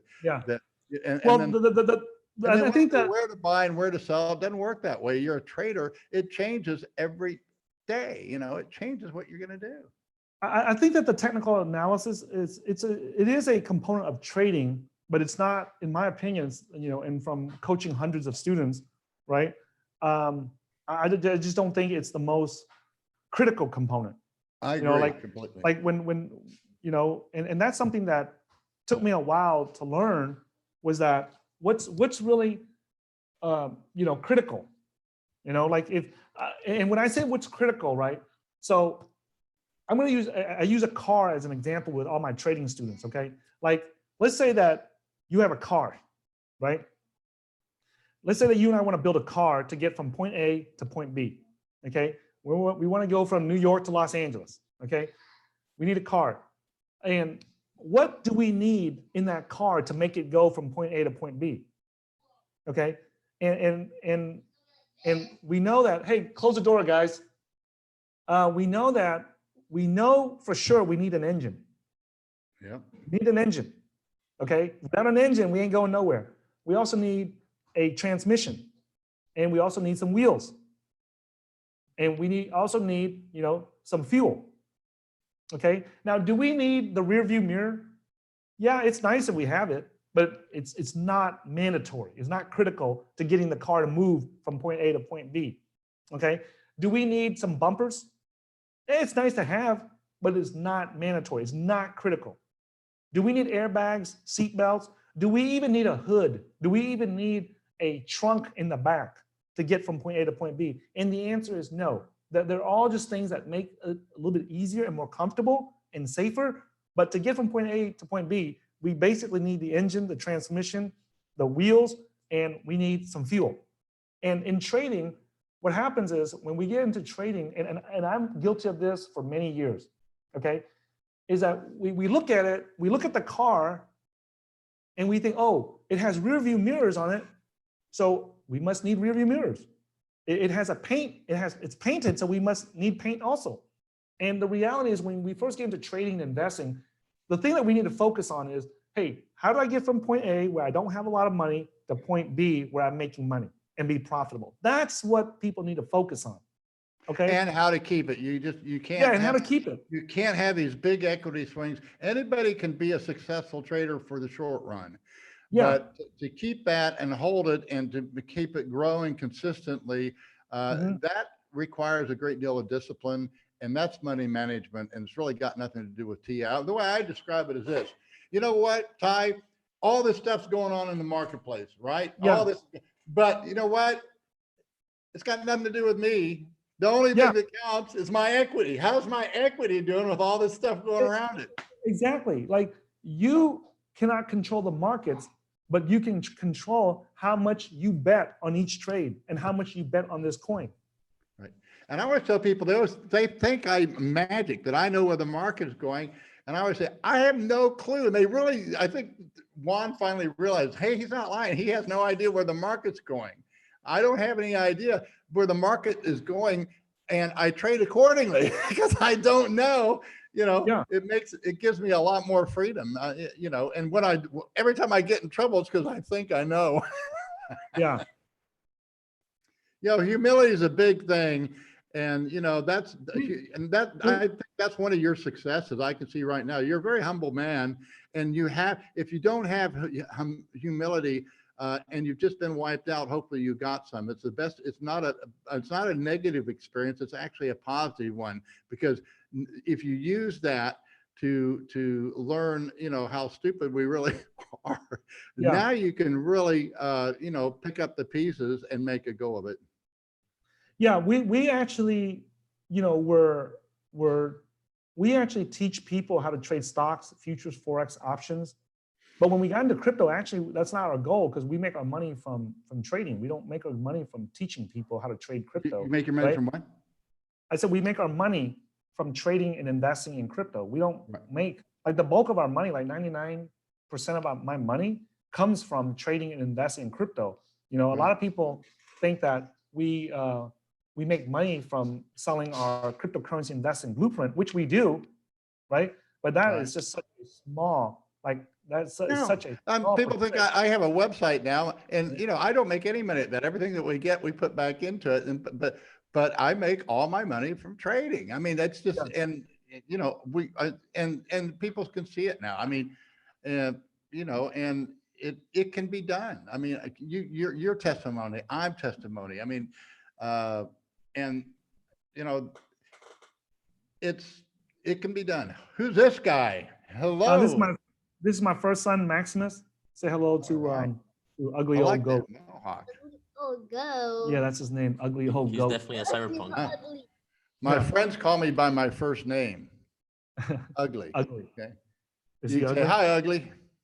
Let's say hello to Ugly. Hi, ugly. Yeah. And Right. this is my daughter right here. Oh, she's beautiful. I wish mine was here. I invited her to come over, but I think mommy's, they're over there making mass right now. So Hey, does he look like a goat? No. No, I don't know why he calls himself ugly old goat. He doesn't look like a goat, does he? yeah. Yeah. Hey, So- Tyson, somebody asked, how old are you? I'm 49. 49. All right. Yeah, I'm 49. Hey, you guys go into the room so I can finish this. Well, So- you look like a young man. See, I got out of prison when I was, 52. So I just got started where you are now. Yeah. So that's like life it doesn't matter how old you are, where you're at. You can, and it's not, you can. Yeah, learn. age is a what I learned was that age is a mindset. I agree. Age is a mindset. If you believe you're old and you're an old fart and you can't do anything anymore, then you're right. But if you believe, hey man, you know what? I'm gonna still do this, I'm gonna still get it done, right? Then you're still right. But which belief serves you? Right? Well, this is the first year. This year is the first year where physically I can tell that I'm down a notch, but I'm still probably have more energy than people half my age. So Yeah. complaining. Hey, I think will help, because the topic of this video is how to prosper during a crisis. Let's talk about how let's just randomly brainstorm some of the things that you and I did when we came out of prison to come up, to come up. Okay. I'll share one right now. So when I came out, I had nothing, like absolutely nothing. And I was desperate for a job, because part of the condition of my release was that I had to be employed within 30 days. I had a special release thing. It wasn't like how you and everyone else was released, right? So I had to be employed within 30 days. And my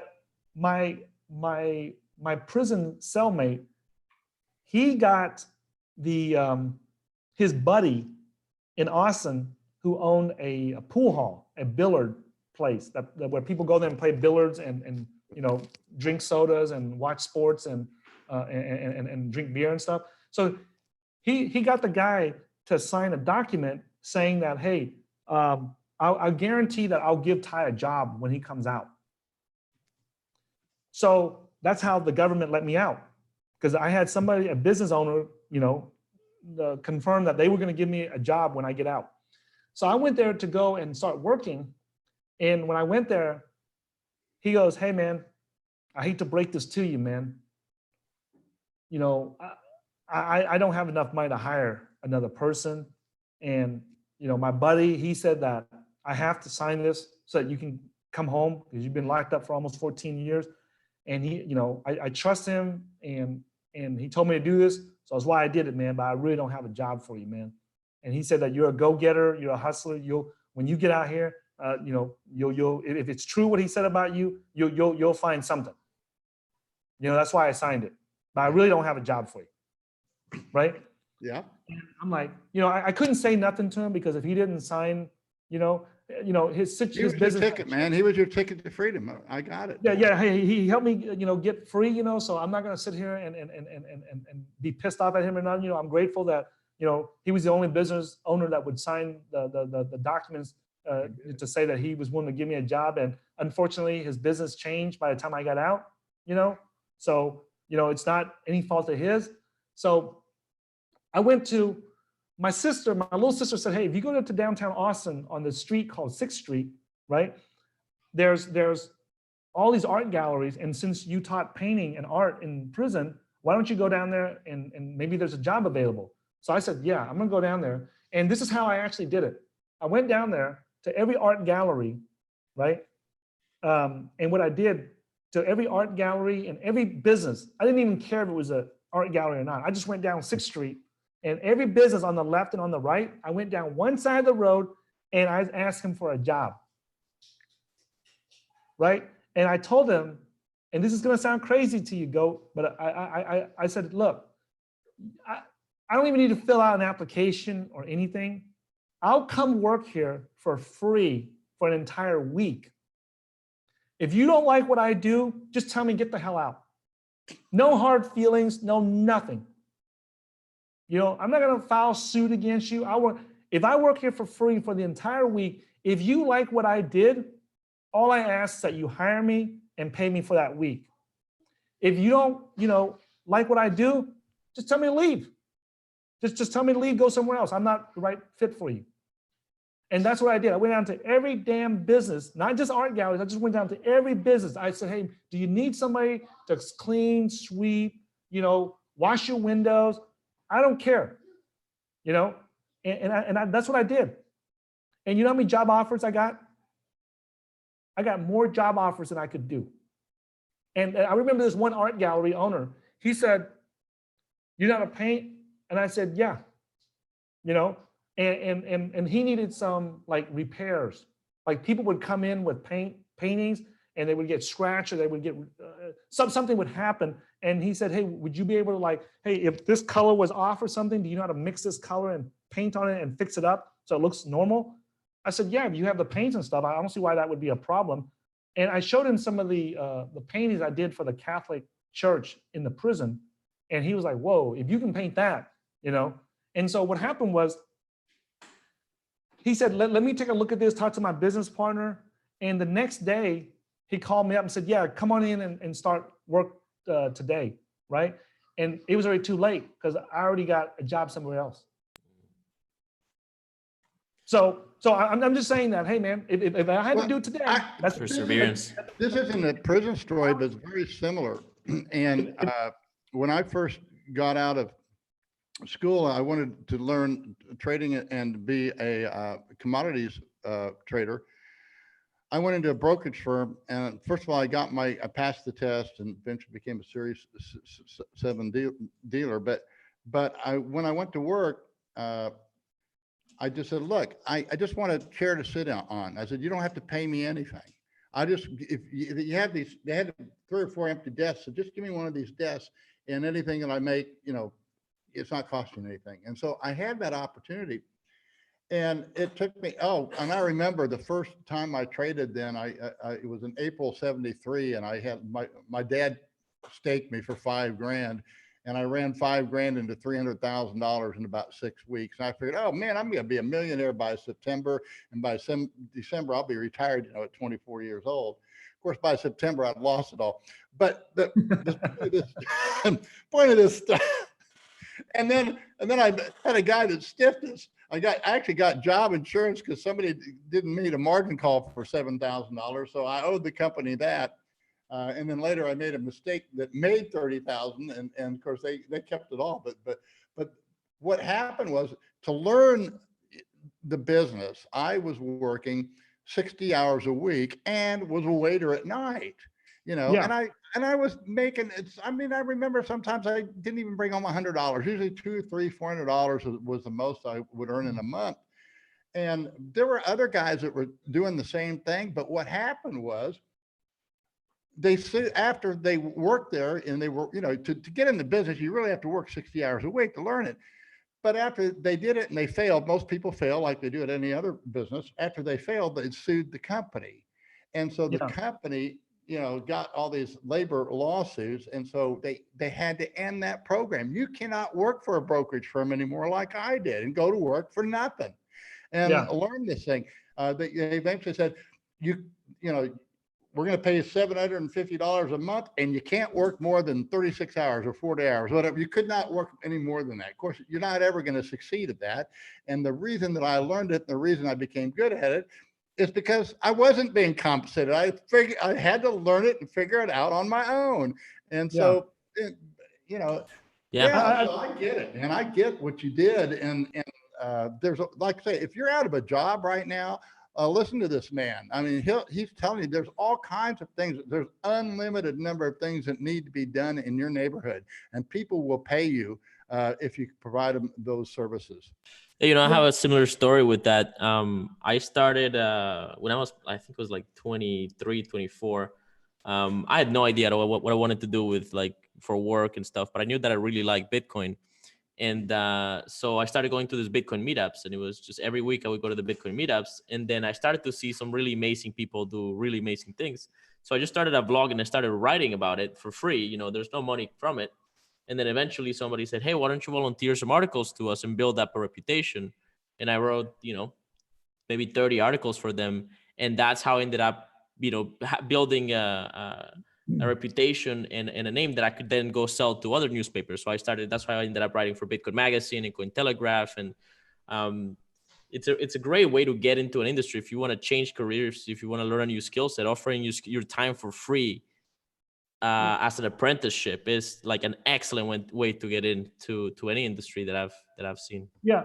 Hey, okay, so we all shared something that we did to help us take to the next level. And I think that if I could distill it down to one formula, it would be give value first before you ask for the money. Like, provide some value to the market, to the community, to other people before you ask for money. Like, most people, they go out there and the first thing they want to do is, how much are you going to pay me? Mm-hmm. Yeah, they want something for free, Yeah, they want something for free. Yeah. Okay. And what I was doing was, I just had this belief that, hey man, if I provide you with massive, tremendous value, if I give you 100 units of value, it would be very easy for me to ask for 1 unit back from you. Yeah. Right. So if I do, $1 million worth of sales for you, and I ask for $100,000 in commissions, it's not that hard. It's not going to be hard for you to say yes. Most people, they go out there and they do the opposite. Instead of providing, $1 worth of value to $100 worth of value to someone, they provide $10 worth of value to other people, and they ask for $100 back in return. Yeah, they want to know what their benefits are going to be and their security and all their pay. And what? I've never had an employment contract and never. Well, I've been unemployable anyway. I've never been able to work for anybody, so I've had to make it on my own. All right, so I have a question for you guys, and maybe Tyson, you can take a shot at it first. Again, we're in times of kind of despair and fear and like uncertainty, right? And I think for a lot of people, it's very confusing times and in a sense very vindicating times, right? For people that are libertarian minded and have seen, I think everybody's kind of frustrated with the world. And so given the adversity you guys have had to face, you know, and I can't imagine, you know, I try to imagine, hearing Ugly talk about it, I can't imagine what it's like to look forward and be like, wow, I'm gonna be stuck in this cage for 15 years, 10 years, 12 years. How did you guys sort of find hope and strength and energy, um, despite that reality? You know, I think the worst thing that can happen to people is probably just get overwhelmed by that and get crushed by it, you know. But you guys found a way through it. Well, there was, it was not like one incident, but there was like multiple incidents that made me open my eyes. Like when I first went in as a teenager at 18 years old, right?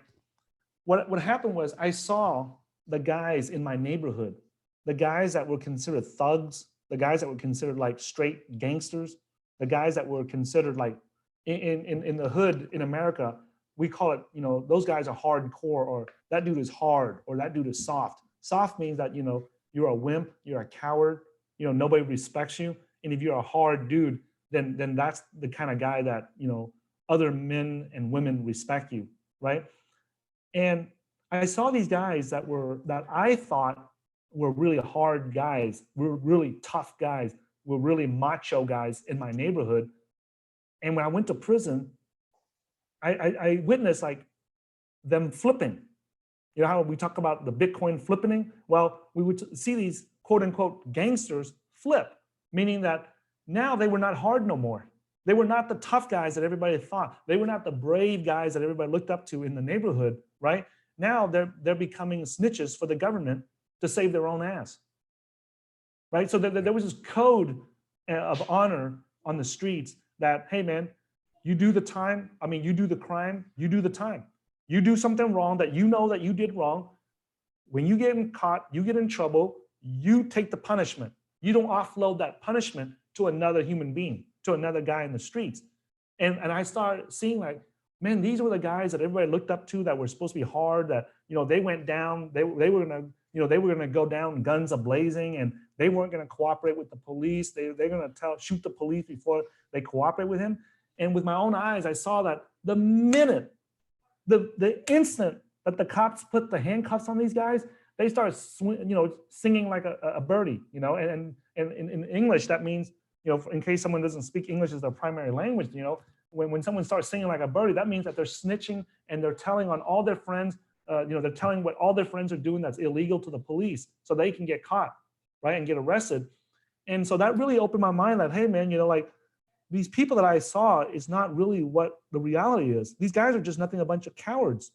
And then I even saw guys in there that I thought that I respected in my neighborhood. Now they gave up on life. Like they didn't snitch on other people or something, but they just, that was it. Like you can look at them and they're just like a vegetable. They're just what we call a warm body. Like the prison staff likes to refer to the inmates as just nothing but warm bodies, meaning that that's it. You're just a body that produces heat, and that's it. You eat shit and produce heat, and then that's all you were good for, nothing else. So instead of calling us like a bunch of, you know, piece of shit or something in prison, they just referred to us as, hey, you know, let's move on. We need a few warm bodies over here. So they didn't refer, like it's kind of like a way to dehumanize us and not look at us, because they knew that the way they were treating us was not humane, right? So it was just like, it's just an easy way to get over the fact that, hey man, I shouldn't be doing this to another human being, even though he's a prisoner, right? So they just refer to us as warm bodies. Hey man, we need a few more warm bodies over here to clean the toilets, or we need a few more warm bodies to help serve food in the kitchen or something like that. And I would see these guys go down and give up on life. And they were nothing but a warm body, just like what the prison staff, the prison guards would call us. And I kept thinking to myself, like, I'm not a fucking warm body, man. I'm a human being. You know, and I just said to myself, like, you know what? No matter how poor I am, no matter how stupid I am, no matter how uneducated I am, I'm not just a warm body. I'm somebody. You know, even if I'm just some random machinist or welder in Southeast Texas, you know, I'm still somebody. I'm not just a warm body. And I just refuse to let, you know, the prison guards treat me as just another warm body, right?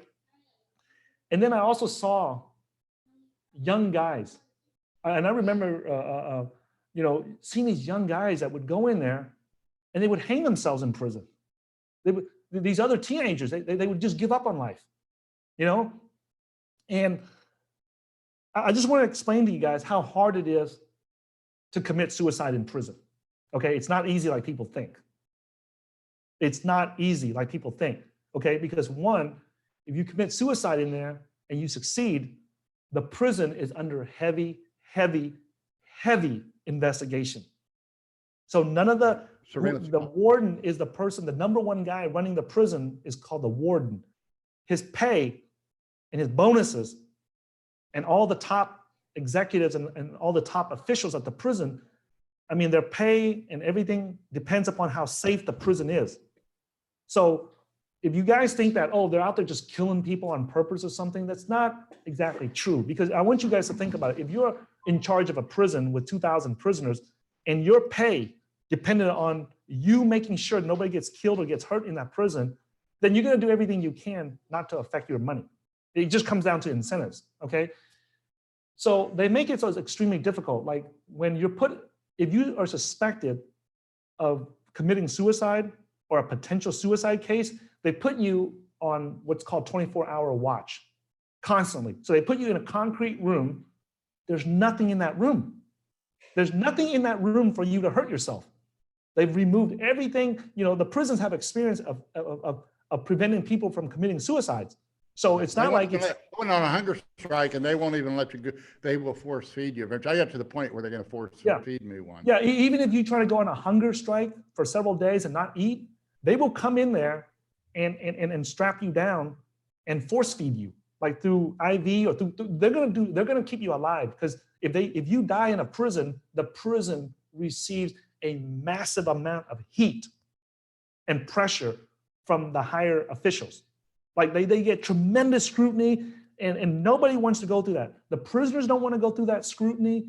The prison guards don't want to go through that scrutiny. So this idea that, oh, the guards in there just killing off prisoners, it's just a bunch of bullshit, okay? Well, yeah, and I'd say suicide but murders is relatively easy. No. Yeah. A prisoner killing another prisoner, that's not difficult. But for a prisoner to kill himself, to me, that's very difficult, okay? Yeah, what do you think? What's the guy in New York, the child? The Epstein guy. So how do you think Epstein? I have my theory of what happened to Epstein. I don't know if you know this, but I was pretty involved with the prison system and knew how it worked. But a lot of officers in the federal system are under the witness protection program, and so I do know that there are, and nobody knows who they are. Yeah. And so they do have assassins that are officers, you know, in the system. So a hit But can be done. But to answer Juan's question about, so I would see these young kids, these teenagers that go in there and they hang themselves. And you got to keep in mind, guys, imagine trying to hang yourself in a room where there's no place to hang yourself. So what they have to do is all the bunks in prison are designed so that to prevent you from hanging yourself, the bunks only come up to here. The highest they go is like to my shoulder. So imagine trying to hang yourself on something that's lower than your neck. Like these kids, these teenagers would have to tie the bed sheets into a rope that would slide, which is not easy to do, okay? And they would have to figure this out and put it around their neck and then tie it onto the bunk somehow, which is not easy to do because there's no place to tie it, right? And then you have to lean your body, like if your head is here, you have to lean your body like kind of like at a 45-degree angle and pretty much choke yourself out. You pretty much have to choke yourself out. Likely you're not going to succeed. Yeah. The chance that you succeed are very, very low because they know people are going to try to do that. So they make the bunks low on purpose. So imagine trying to choke yourself out or hang yourself. Like when they execute someone through hanging, it's because they're snapping the neck to cause instant death to someone. When people are hanging themselves in prison, there's no place for them to fall and snap their neck.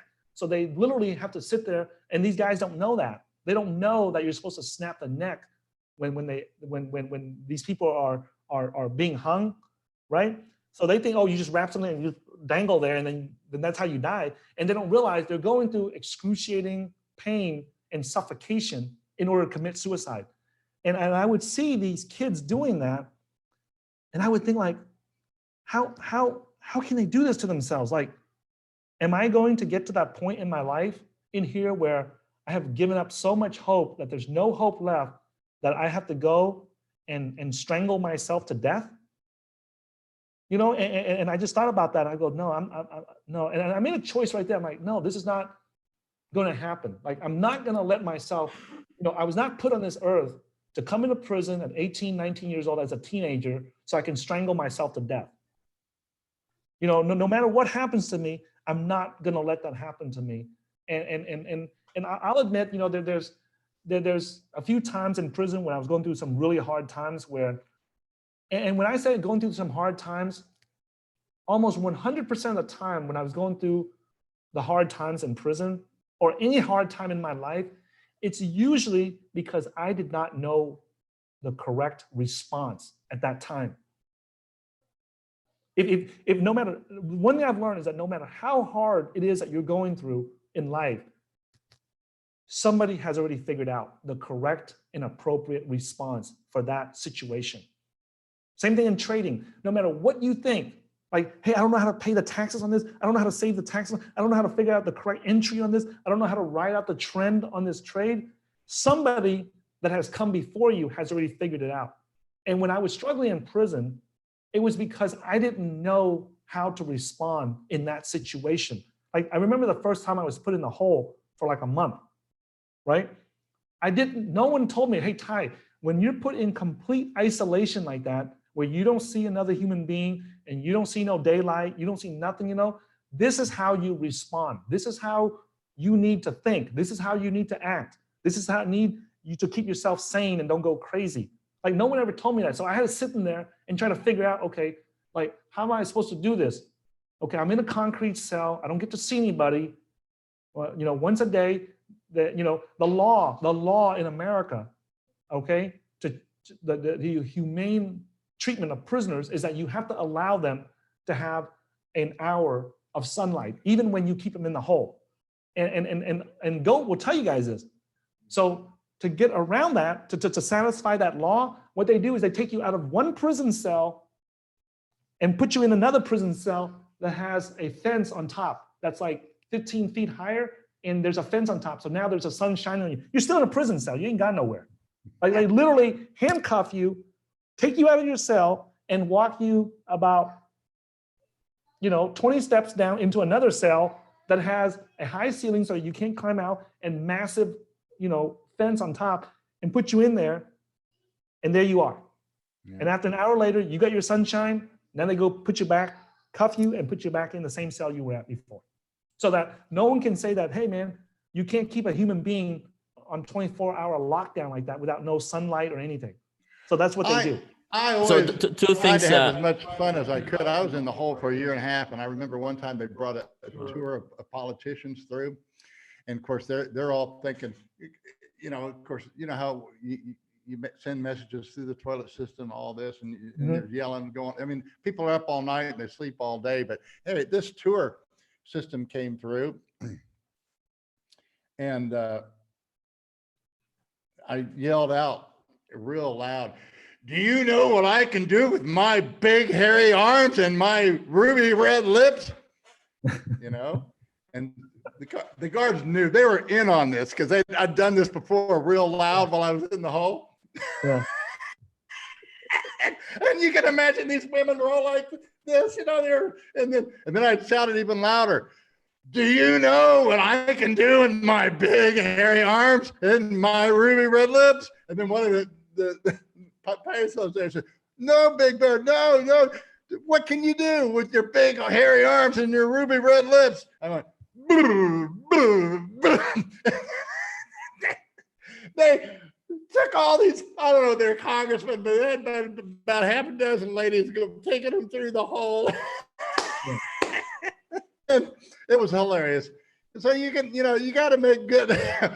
Needless to say, I was stripped it after that group left. They took everything away from me. They took my sheets. They took all my clothes. I think they left me with one pair of underwear, and I was sitting there on a cold concrete floor for about 3 days, but it was worth every minute of it.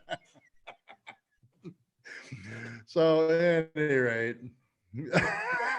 So that's what and and then just so seeing these things and making a choice right there, whether or not I'm going to take my own life, commit suicide, or move on, and one thing, and I'll give a lot of credit to that Polish Catholic priest that was mentoring me in there, and he was always telling me, that he would always remind me that, God has a reason for everything, and that, the trials and tribulations that I'm going through right now is to prepare me for what's going to happen in the future, And I agree. You are prepared. I feel like I feel like my whole life now is prepared for what's going on right now. I feel that's why one of my goals, I'm in a competition with my nephew. I want to lose 60 pounds and get healthy, because I think it's real important for me to try and be around for the next 10 years.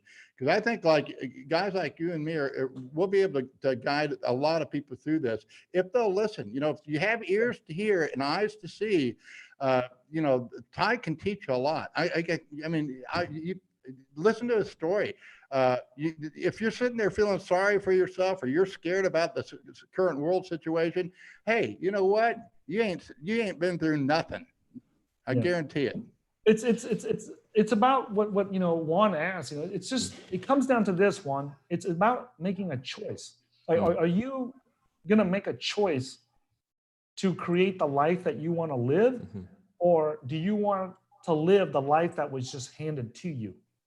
Now, if you happen to be like my kids and you were born into a rich trading dad, and you got handed a wealthy life, that's great. But unfortunately, I was not born like that. So I had to make a choice, of what I wanted to do. And the thing that really helped me. You choose to live. You chose to live over choosing death. No, I'm not. Yeah. And I saw these guys. I saw so many people just quit and give up on their life, man. And the ones that didn't kill themselves, they became nothing but warm bodies. Warm bodies. And I kept asking myself, I kept saying to myself this, I kept asking myself, like, is this the life that I was born into? Like, to just be born into a war-torn country like Vietnam, and then go live in a refugee camp for a year and struggle and starve in a refugee camp, and then just come to America, live in the ghettos, and then grow up in prison and then just die? That's it. If that was the case, then I should have just ended my own life back in the refugee camps. Why go through all this shit?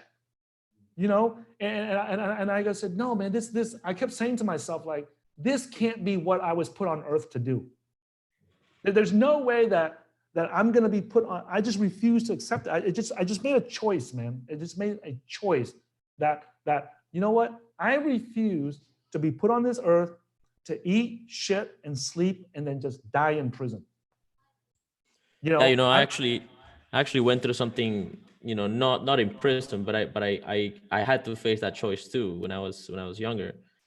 And it's a terrible place to be, but there's a sense of power in knowing that, right? Like, at the end of the day, you do have control, and maybe people that don't recognize that control and that power that they have over their lives don't appreciate it as much, right? And you choose to live.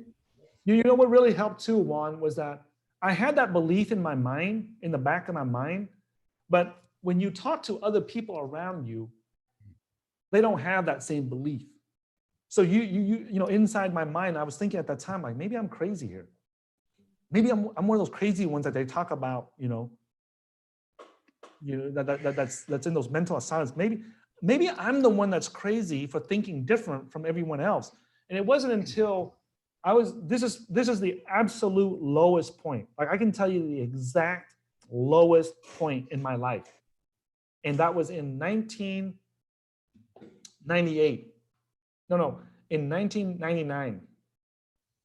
98, 99, so around that area, right? I told myself that when I was in prison, I didn't do anything that was considered immoral. And there was something else I didn't do, was I never touched drugs again. I learned my lesson, and I never, even when I was messing with drugs, you know, on the streets, I did not like it. I did not like it. I never liked the idea of selling poison to another human being. But I was so desperate, you know, and I used to feel so shitty, you know. Well, that was just something that was like a period in my life that I'm not very happy with.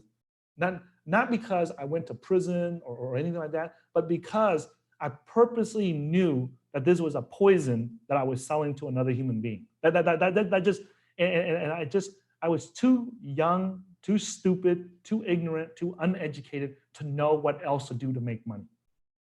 You know, and there was nobody there telling me that, or guiding me on what I should be doing. Okay, and I remember that when I went into prison, I remember the prosecutor telling me that if I didn't snitch on all my friends and give up my friends, that I will never see daylight again.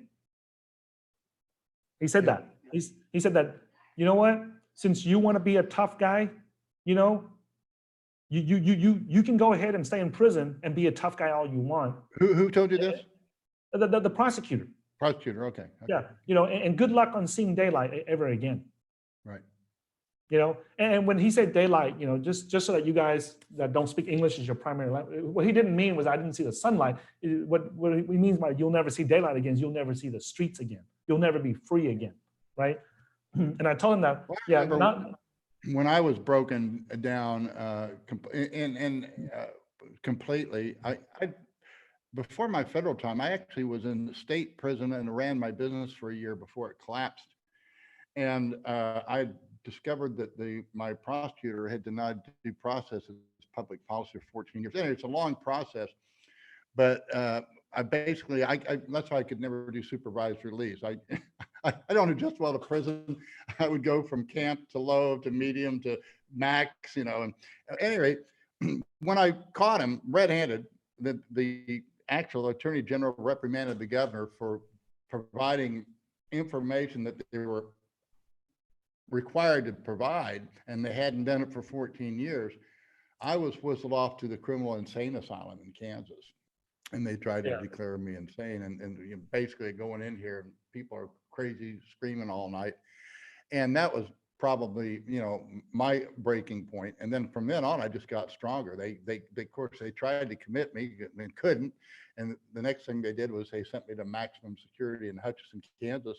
And I go walking out on the yard, and this is why I learned to deal with all the gangsters. I always, the only problems I ever had was in Lowe's with the young white gangbangers, because they wanted to play prison, didn't really get it. And but yeah, when I walked out on the yard, I had a white Aryan nation on one side of me and one on the other, and they said, "Braun, we don't know who the fuck you are, but there's a staff contract on your life." So that's what people don't understand. The people in power can actually reach in and touch you or kill you in prison. And so in that sense, I learned prison real quick. I learned, you know, my alliance was I was stand up all the way through. Everybody that was stand up knew I was stand up, and I was protected actually by other prisoners from prisoners that were working for the guards. And when you realize that that's the kind of a society that you're living in, it's a different dynamic. I call it. And then I learned to play the game. And that's really how I just kind of, I called it playing Dungeons and Dragons for real. I said, well, I'm in prison. I may as well make it a real game. And I chose the game I was going to play. I would be setting up staff members and filing on them, because I knew they'd come after me. And then I had several staff members lose their jobs because of my filing. So that was my, you know, and I, like I say, I got my my legal education that my father always wanted me to get. I got it in a way that, well, I hope now that he's looking down on me that he's proud of. So. Yeah, well, you know, I think what really helped, and I'm sure at some point you ran into this too, Goat, was I ran into that book, Unlimited Power, by Tony Robbins, you know, at the low point in my prison time there, you know, and I just really was just lost, man. I was just, it was the most horrible time in my life because I just felt like I had no direction, I had nothing, and I was just nobody. And I just didn't see any value in myself, any value. And that's probably the worst place to be is when you just think that you're nothing. You know, you know, a brick in the wall has more value than Tyson, you know? So what happened was I read that book. There was this Taekwondo instructor. He was going home, and I'm not going to go into a long story about it, but I was in a situation where my life depended on it, you know, and me and a couple of guys, and I had to do what I needed to do to make sure I stay alive. And during that process, you know, I ended up breaking my hand here, right here, you know, in that situation. And I got hospitalized. I came back out. I couldn't work out. I couldn't do anything. I was laid up in bed. And it was just most, you know, just mentally, that was the lowest point in my life, you know? And I remember when I was in the hospital, and I remember the nurse asking me if I wanted something after the surgery. And I said that I wanted to take a pee. And I remember that there was 2 prison guards inside the hospital, and my ankle was cuffed to the hospital bed. And she asked him to uncuff me so that I can go take a pee. And and the guard said, no, we can't do that. You know, because I was a pretty big and muscular guy back then, you know, I'm like, you know, about 198, 200 pounds now, but back then I was like 215 pounds and I was even more muscular back then. And he said, no, we're not gonna, and she was like, you know, she said, we're in the hospital. It was a special unit inside the hospital that had all metal doors, and there was prison guards inside each one. Because that unit in the hospital was contracted by the hospital to just treat prisoners. So it was heavily guarded. Like the regular people could not go into that section of the hospital, right? And so there was heavy steel doors guarding it, and there were 2 prison guards inside that hospital room, you know, checking to make sure I don't hurt the nurse or you know, or anything like that while I was getting the surgery.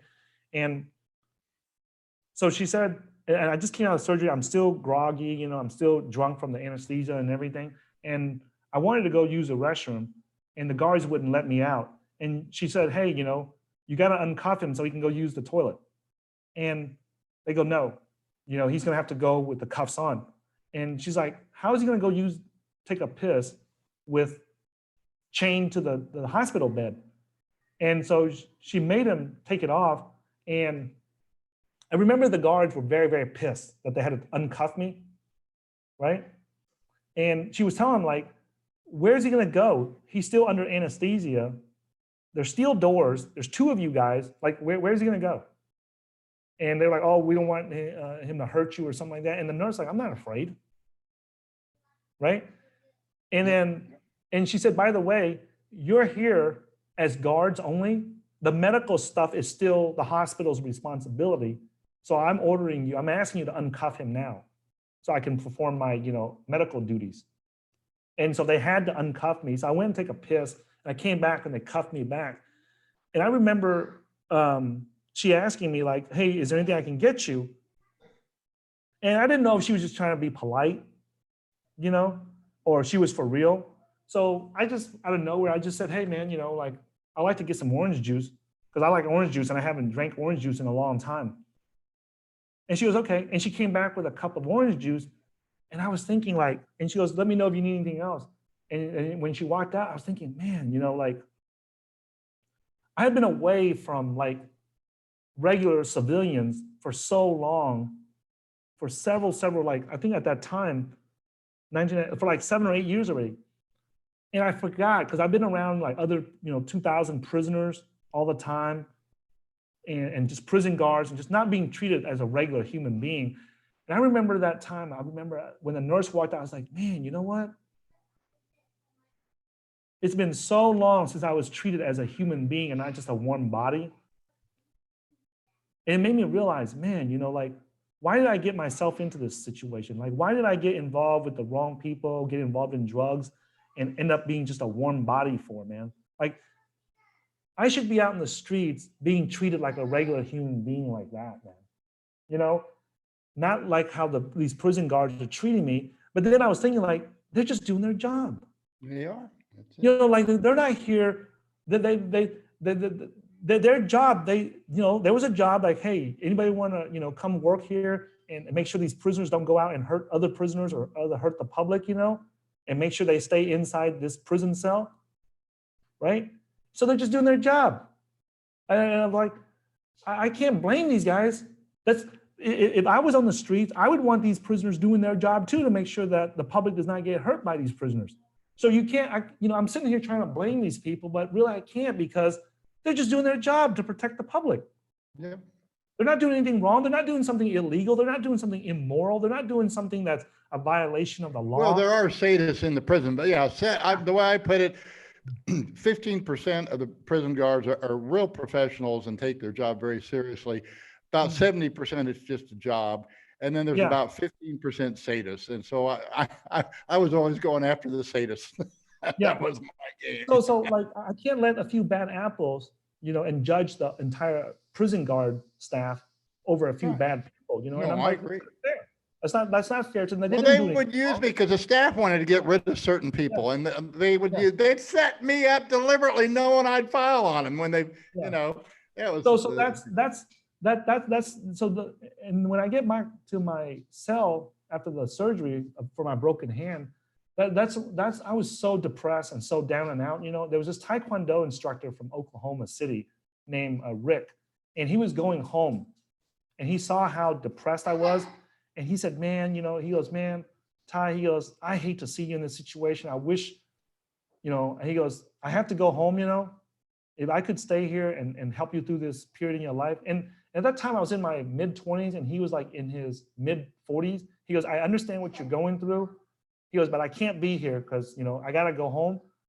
But you got to promise me to read this book. You got to promise me to read these 2 books, okay? And at that time, I was thinking like, what the fuck is he talking about, you know? And, you know, so I just said, yeah, whatever, man, I'll read it, you know? And so he left, and he goes, before he left, he would say, hey, man, you got to read this book. You got to promise me. He goes, I can't be here to help you. But he goes, I believe this book will. He goes, I believe this book will. And he goes, you got to promise me. I go, oh, yeah. He was teaching me Taekwondo in there, which we weren't supposed to do. Right. So he was going out of his way. He was a Taekwondo instructor and he was teaching me Taekwondo. So, you know, he was breaking prison rules to teach me something that he wasn't supposed to be teaching me, right? Because you're not allowed to learn how to fight in there. That's the reason why, you know? And so we were doing it in secret. And so I said, yeah, I'll read it. So when he left the prison, you know, I was so depressed one day, you know, I was looking around my room for something to do, and then I remember I saw the book that he gave me. It was a book called Unlimited Power by Anthony Robbins. And it was that book completely changed my life. Like, that's the first time I ever read a book in my life where I stayed up all night for a couple of nights to read it until I was done. And the reason why it changed my life was because it was the first time, hey guys, close the door. It was the first time in my life that someone told me that the negative limiting beliefs in my head is what's holding me back. It's not my environment. It's not what's going on around me. It's not the poor family I was born into. It's not the, you know, poor neighborhood that I was living in. It was in here. And Tony Robbins did a really good job in that book, giving a bunch of examples of different people, how their life changed when they changed their mindset. Okay. And that's when, you know, I started to realize that, man, you know, this is, wow, this whole time, my success, you know, or the potential to create my success was inside me this whole time. It was never outside of me. Ty, can you believe we've gone on for almost 2.5 hours now, and it's been great. I don't really want to stop, but I want to ask you a question. I'll be going to Bali I hope you'll be able to join us at the summit there in Bali. I think it's the first week in November. Yeah. Is that possible for you to make that? Because I know Tone would probably love to have you. Yeah, Tony and I talked about that several times already. I would love to go to Bali for the Bali Financial Summit. Where, Tone Vase is a Bali Financial Summit. There's only like two major things that would prevent me from going, and they're pretty major. One is I have a Ether, my third-year-old, my third child. He's only like a year old, right? And then my fourth child is coming at the end of next month. So, and I don't have any in-laws. I don't have any family members to help with the kids and everything. And just my wife and I, we're just not those people that just trust babysitters and stuff. And I don't know how my wife is going to recover after this fourth pregnancy. And so because of that, that's one thing that would prevent me from just the two young newborns. And the second thing is the market. I believe that we were in the early stages of the next bull market until this coronavirus hit, and this was unexpected. And so we have been working. So those two things, if we go into the bull market like we did in 2017 or any type of bull market, then I like I always say, I make 99% of my income from trading. So if that happens, I'm not going to have time to sit there and talk to, people. I'm going to be busy in the markets, well, I get it. Well, there's two. I'll overcome it. Maybe these things. Number one, it's a very relaxed. There's no agenda.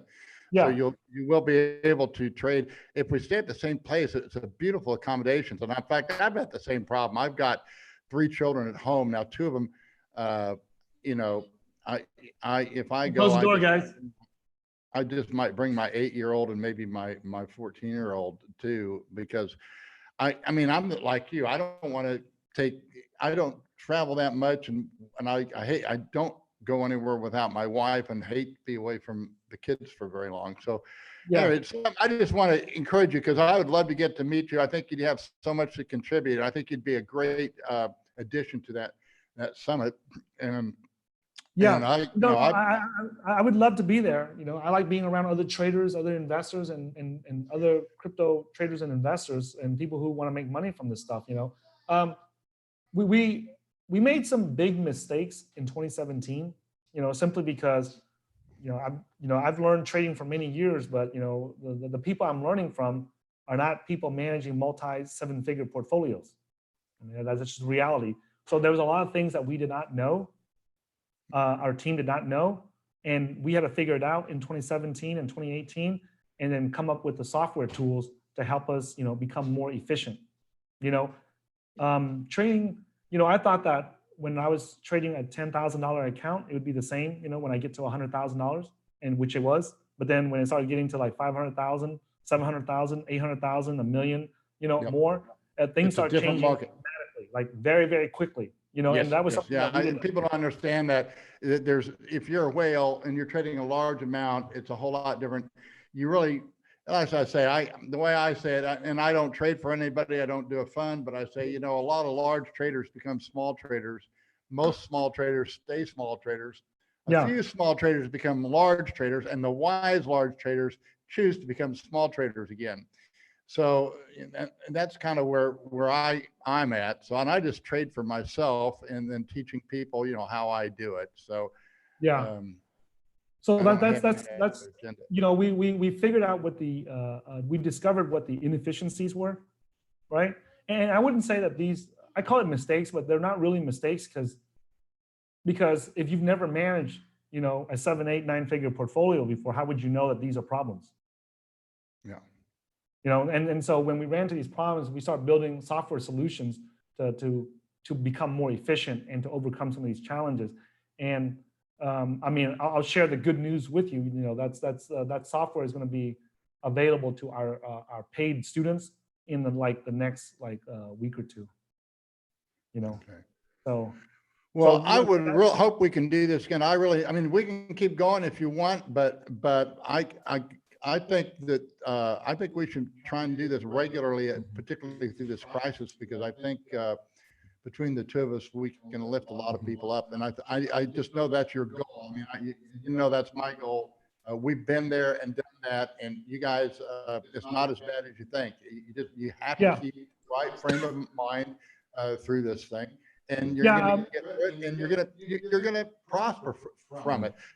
You know, my wife is Anastasia and the goat later back at the house. They're making masks. So. Yeah, unless there's a time limit on the Zoom broadcast or something, it doesn't bother me none. I mean, okay. Cool. Hey Ty, we got a question over here. Talk a little bit about, if you want to plug yourself too, just what you do. I think, are you going to put something in the credits? Yeah, well, we got a question. What's the other book that the guy recommended to you, Ty? So it was Unlimited Power and. The other book was let me. Rich Dad Poor Dad. No. It was not Rich Dad Poor Dad. It was a book called, it's called A Victor's Reflection. Let me send it to you, and then you post it in the text so it's spelled right. I'll add it. It's called A Victor's Reflection, and it's a, and I'll tell you what it is. It's by Michael C. Tang. It's a Chinese author.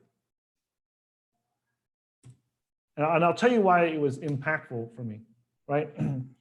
The second book was called A Victor's Reflection by Michael C. Tang. And he's a Chinese guy who came to America, and he noticed that a lot of people were, you know, like making jokes about Confucius this, Confucius that, you know. And he realized that even the Chinese, young Chinese people in America don't understand who Confucius is, and all the Chinese people that people talk about in China, all the famous people in China in the history, and he realized that this is not good for the Chinese people. So he wrote like a really like a summarized history of all the great and powerful people in Chinese history. So it's like a Cliff Notes version of all the, like, you know, the powerful and successful leaders and heroes in Chinese history. Oh, that's fascinating. Now, yeah. So I didn't know this. So I was reading through it, and there was one story in there that stuck out at me. There was a 19-year-old kid. There was an emperor who, like hundreds of years ago, right? In China, there was this emperor who was really paranoid that, you know, because the Asian people are very superstitious, and they believe in like prophecies and all kinds of stuff, you know, and his oracles in his palace told him that somebody from the Li family was going to overthrow his throne and take over and start a new dynasty. So this emperor was very paranoid, and so what he did was, every time somebody from the Li family would come into his court, other government officials that was from the Li family, and I might be saying the name wrong, guys, so if you're Chinese out there, don't jump on my ass, okay? So he came in there, and then he never paid attention to what they say. He was always paranoid. He was watching, like, if their eyes shifted, their mouth was stuttering or something, and he'd find an excuse. Oh, this must be the guy that's going to try to overthrow me. And he would find an excuse to lock them up and execute their whole family. And so the first time he did that, that really made all the other Li families nervous. So imagine if you came from the Li family and you went up there to talk to the emperor about, you know, something. You'd be very nervous because you know that this guy suspects that somebody in the Li family is going to try to overthrow his family. And so people were nervous, and that nervousness made the emperor even more paranoid, and he would arrest them and come up for some bullshit reason and then kill off their whole family. The father, the sons, the grandfathers, the kids, everything, to make sure there's no revenge, right? So there was this young 19-year-old guy who was the son of a general that was in charge of protecting the northern borders of China. And the general came from the Li family, and he was very loyal to the emperor. So their family was actually very loyal to the emperor. They had no thoughts, no ideas of treason or or military coup or anything. Their family had been loyal to the emperor for many, many generations. But this 19-year-old kid keeps telling his dad, the general, that, hey man, like this emperor keeps killing off all the Li families. What if we're next? Like, he told his dad, like, he encouraged his dad, like, hey, you should be ready. You should mobilize, and just in case the emperor thinks that, in case we're next. And the emperor's like, hey man, shut up. Don't ever say that again. We are loyal to the emperor, and don't ever open your mouth and say something like that again.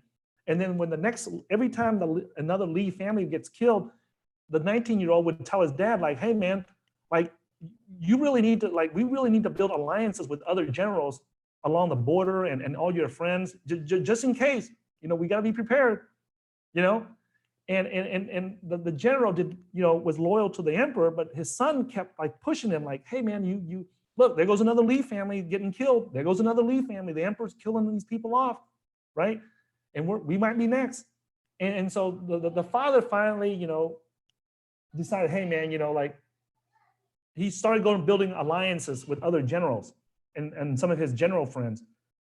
And one thing led to another, man. And they ended up pulling a military coup and took over the emperor. And he put himself in, the dad, he put himself in as the new emperor of the Tang dynasty, right? Or the Tang dynasty, however you pronounce it. And I'm reading this, I'm like, holy shit, like, and then after a year, the 19-year-old asked his dad to step down as emperor and make him the new emperor. And then he lived to be like 100 and something years old and became the most powerful emperor in Chinese history. Like, he transformed China. And I was reading through this nonstop. I was reading this story of this 19-year-old nonstop, and I was thinking, like, what the fuck? This fucking 19-year-old, the same age as me, overthrew one of the powerful emperors in China, put his dad up as the new emperor, and then a year later asked his dad to step down and make him, and he was going to become the new emperor and take over, and became China's most powerful emperor. Till this day, no other emperor has been more powerful than him. He lived to be 100 and something years old. The Tang dynasty, I think, lasted like 700 years or something like that. Now, keep in mind, guys, I'm not a Chinese historian. I just remember this very, very powerful story, this Chinese story I read of this 19-year-old kid. And I'm thinking, like, what the fuck, man? Like, here I am rotting away in prison, just another warm body. Meanwhile, there's this 19, meanwhile, there's this 19-year-old out there that Sorry, hang on a second, Ty. Okay. I think we might have lost sound. Let me just check. Okay. Okay, we should be back. Go ahead. Okay. I'm not sure where we got cut off at, But yeah, so you were inspired by this 19-year-old. Yeah, I was leader. inspired, and it was just not him only. He was just the one that stood out in the story. In the book, they talk about the first and only female empress of China. Like, you got to understand, that is not easy, because China is a patriarchy. Only men rule the country.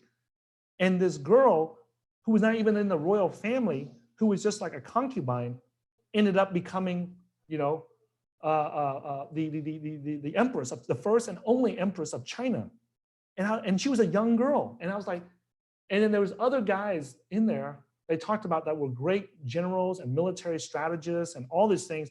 And they all started when they were young people in their late teens or early 20s, and became like really, really powerful people in China that were legends and heroes in China that they still, look up to till today. The reason why they don't talk a lot about it in the West is because European history is designed to promote European history. It's not designed to promote, powerful people in China. So that's why you never hear about them. But the fact that these guys were able to do these things was just very motivating and very inspiring. And I'm like, these guys went out there to become powerful generals and emperors in China. There's no way that I can't go out there and get a good job, have a wife and some kids, and be able to just have a family. Like, there's no way that a 19-year-old guy can become the most powerful emperor in China, and I'm not capable of going out there, finding a woman, finding a job, and be able to support my family. Like, I can't even do that. Like, am I that useless and worthless in life that I can't even do that? Right? So just reading that thing inspired me to change my mind from Tony Robbins, and then reading that about those Chinese heroes really inspired me, like, hey, you know what? I can do something with my life. I can start a family. I can have a wife, and I can have kids. You know, and you might listen to this and say, well, what's the big deal about having a wife or kids, Ty? Well, back then, no girls wanted to talk to us because I was so poor. Me and my brother were so poor that there's no girls talking to us. Girls don't look at you when you're dirt broke and you're poor. You're driving around half of a car. And you're living in the ghetto neighborhoods, and then no girls in their right mind would talk to you. Like, why would they? Right? So that just reading that book just really, from Tony Robbins changed my mind. And then reading that about all these Chinese guys just really motivated me, inspired me that I can actually do a little bit of something in my life, Look how I changed overnight. The goat lady we redesigned the goat mask. How do you like my new look? No, this is really nice. She's been working on it. It was all torn apart and she rebuilt it. She says, yeah, you got new horns. If one falls off, just tell them that you're shedding horns because it's winter time and you're going to grow some new horns. You remind me of that guy in what's that wizard in Lord of the Rings? I'm thinking, like, every time I see you hold that Bitcoin staff, I'm thinking, like, at any moment now that if you just tap that staff to the ground, the price of Bitcoin will shoot up to the moon. And if it doesn't, maybe you're probably right. I am going to hopefully persuade you more and more that Bitcoin's the standard, and we have to. Hey, I'm not against trading on these altcoins, but I just can't recommend anybody buy and hold any of them. I definitely believe that Bitcoin is sound money, and it's going to, the competition is going to be on the Bitcoin standard. So, well, here's something that I get the trading, and I made a lot of money trading in cryptos too. I just kind of gave up on it completely because fundamentally, I don't see, I do look for Bitcoin dominance to really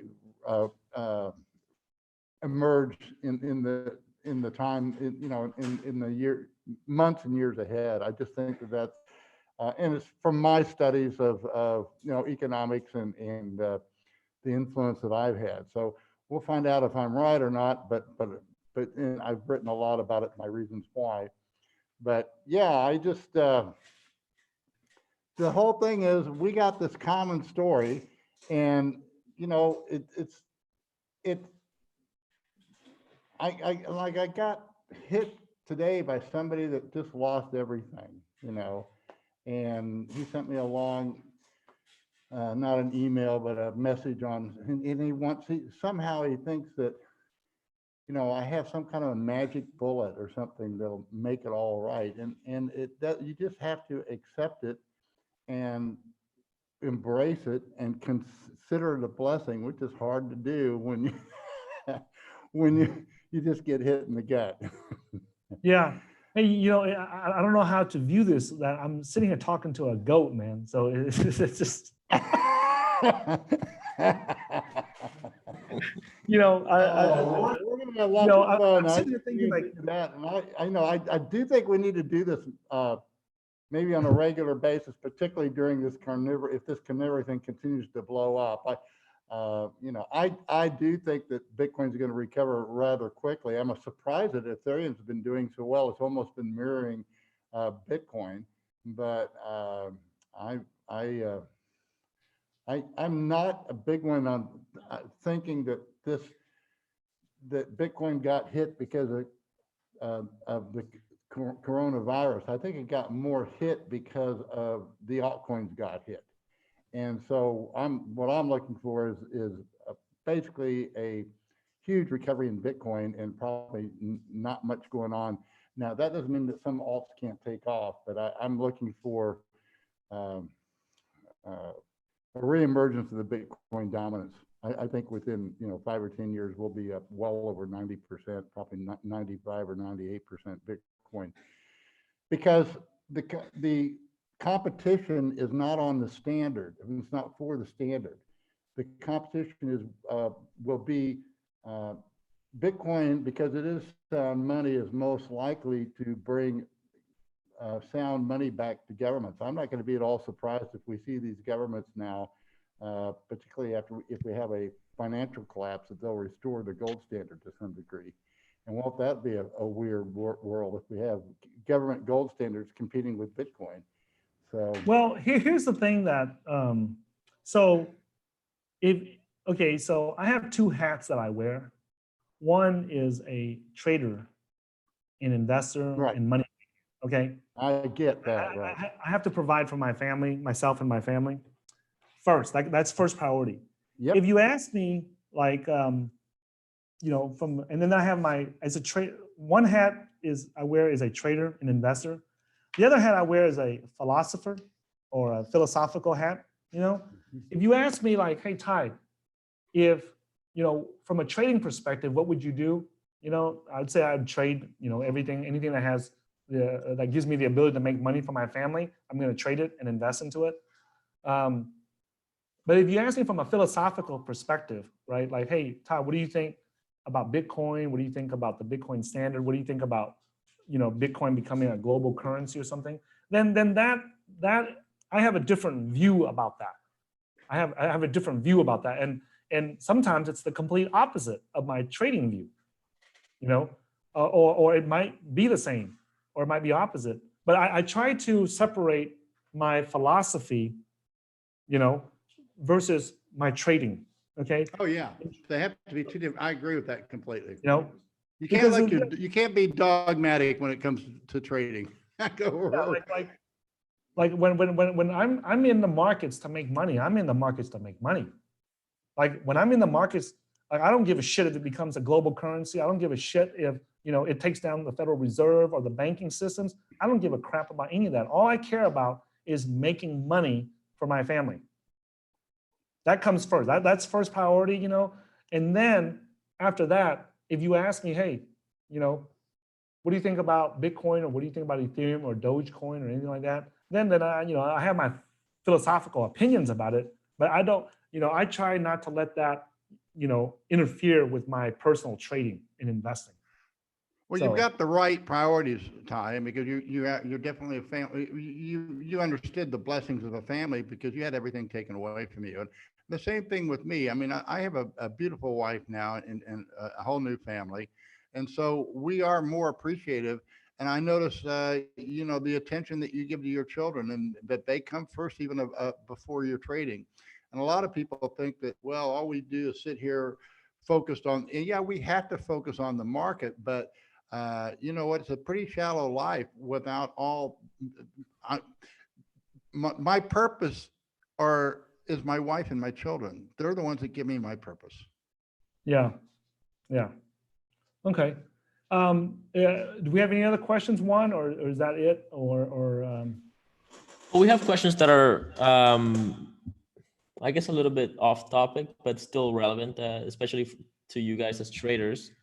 I'll trump them in, and then we can call it a night. I think it's been a great show. We're coming in probably on like more than 2 hours and a half now, but we should definitely do another one and keep hanging out and talk. There's a lot to talk about in this industry, especially right now. People are kind of looking for a direction.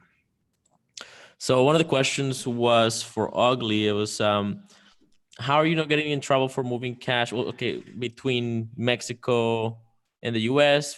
to sell Bitcoin in arbitrage. How to do it legally and safely, given that there's civil asset forfeiture in the United States for law-abiding citizens. That's for you, Ugly. What's the question again? How to safely what? Yeah. So how do you safely and legally do arbitrage with Bitcoin across border? Well, yeah. First of all, you have to do it with yourself. It's perfectly legal as long as it's you that's doing it. It's me, and if I'm doing it through business with a corporation or anything like that, or with another person, then I could be it's like the compliance that Ty has emphasized.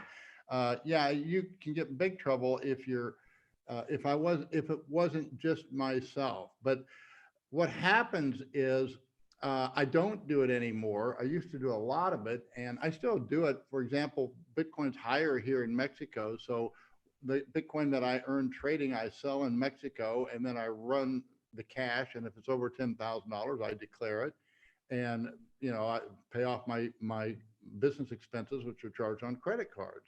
So that's how it's done. And yeah, I live in a strategic place where I can basically Bitcoin that I earn, I can right now, I think the market's about $800 over the world market. So but the border's closed too. So I look for that premium could go to maybe several $1,000s over the world market, because I'm not going to go across the border. Not that I can't get in the United States, but I'm more worried. I didn't go Friday because I'm worried that Mexico won't let me back in, and my family is here. So I'm just staying here and not even doing the arbitrage.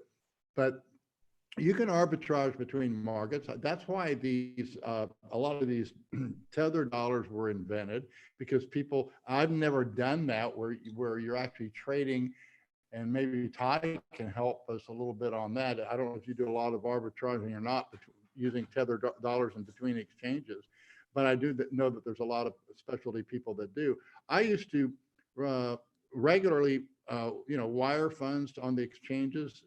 I started with Coinbase and Kraken, and buy and wire funds, and then buy the Bitcoin, then sell them here in Mexico.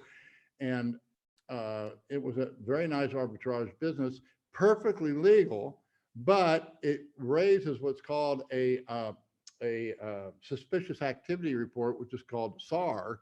And the banks hate it. And so, I mean, I was a long-term customer of US Bank, and I started doing that, and they were very polite. They gave me 30 days to close down my account. And I called them and said, can you tell me what's going on? I said, no, Mr. Ron, we know exactly what you're doing. You're not doing anything illegal, but we don't want to deal with it because we got to file all these reports on you. And so then I did the same thing with Chase and Bank of America, and they weren't nearly as good to close. Bank of America, I couldn't even they shut my whole website down, couldn't access my statements or anything. It just got to be too big of a hassle. And then the same thing, I actually had one Mexican account closed down. So it's perfectly legal to do, but it's difficult to, it's very difficult to find a bank that's friendly. I do think now that there are banks that are. I think Capital One is one. I think that's why they're opening up these little Capital One cafes in California. And so there are banks that are specializing in that business, I think are going to have a very good future. So I hope that answers your question. I don't know, do you use the tether dollars and the true dollars and stuff like that to go back and forth from exchanges, Ty? The tether is actually used quite a bit in Asia, in the countries that have capital restrictions, right? And when I say capital restrictions, that means that they cannot send fiat currencies to an exchange, so they have to get a tether, Right. buy it from somebody else. And so because of that, we have like a 10 to 15% markup premium. So if Bitcoin is sold for 10,000 in the US, then whenever we have like a volatile moment in the market, if it's 10,000 in the US, then it goes for like 11,600, 11,500 in Vietnam. Yeah, but how about the tether? Are you able to arbitrage using tether between exchanges? I haven't figured that one out yet. I'm sure there's an arbitrage basis. Yeah, there are arbitrage opportunities, but I'm not going to go into detail about it, not because I want to keep it a secret or something. It's just because the volume that it takes, for one, it's the people in the Western countries will not be able to do it. So you need to do it in like an Asian country. And so it's, to me, it's like, it's pointless to even mention it. And then people lose their money trying to do it or not do it correctly and get their money trapped somewhere. Oh, I know that it's not without risk. It really Yeah. isn't. And so Yeah, there's risk involved, and it can be you know, done, but here's the thing, even when you see like a 15% premium, just know that the reality is by the time all the conversions are done and the money hits your bank account, you're probably going to lose about, I guess it would be safe to say, like, expect to lose like a third of it. So now there's really only like an 8 to 10% that you actually get off of that, which is not bad. I mean, like if you have $100,000 and you put it in a U.S. bank, they're not going to pay you any interest on it. And if you have the right connections and the right people in Vietnam or in other countries where they have strict capital and there's a restrictions. limit how much you can do here in Mexico. I mean, you can do up to, I think, 50,000 a day. And I know Bitso put some more restrictions. I haven't looked at them, but Yeah, like I say, it's just so much simpler to make my money rather than arbitrage and dealing with the banks. It's just easier for me to trade, make money that way. And that's that's what I'm specializing in. That way I don't have to deal with the banks. As much as I can stay away from the banks as I do. Yeah, like it can be done, like but to me it's not really worthwhile unless you have like if you're a Westerner or somebody from the West, it's really not worthwhile unless you have like a 6, 7, 8 figure portfolio. Then to me it's worth it, because then instead of, like, let's say if you made $100,000 in profit in the West, and you just go to the exchanges, the Western exchanges, and sell it, and you can get 100,000 profit. Well, if you move it, if you know someone that you can trust over here in Asia, you can sell over here and get 110,000 or 112,000, 115,000. Right. Well, and there are banks that do it. I think Silvergate and La Jolla does it, but I've checked into that, and like I think they demand just to open an account. You have to maintain a balance of $1 million or $2 million. Yeah. So it means you got to be. It's basically just appealing to the exchanges. And but don't, it's not easy to do, but it can be done. Yes, I do it. That's one of the advantages of where I live is that I am able to sell my Bitcoin at a substantially higher price on the average than the world price. And so just so your audience know, like whenever you hear of places in Africa or in Asia, in the Latin American countries where Bitcoin is sold at a premium of 10, 15, 20% over the Western prices, that's possible. It's not bullshit. It can be done. But the problem is, how do you get that money back into your country? It's called repatriating your money. How do you repatriate the money back into, like if you're in the US and you have Bitcoins to sell, if you send them to me, I sell it over here, and keep a percentage as a fee, and then how do I get the rest of the money back to you? Yep. That's the problem. Yeah. So it's not selling it is not the problem, and getting a premium over the spot prices in America is not a problem. That's legit. Right. Thousands. The problem is every time I start wiring funds to an exchange from an American bank, the American bank closes my bank account. So why deal with it? I don't need to. I just don't need to, guys. All right, I got another question. Pick it up for you. Yeah, Ugly, why do you trade the September futures and not the perpetual, especially when it is in backwardation? Well, I'm in all of them right now because I'm very bullish, and I had all three of them. If you guys read, I think a couple newsletters ago, I wasn't managing my funds right. I got stopped out of my perpetual in March on a little spike down, and I woke up in the morning. What happened to those? But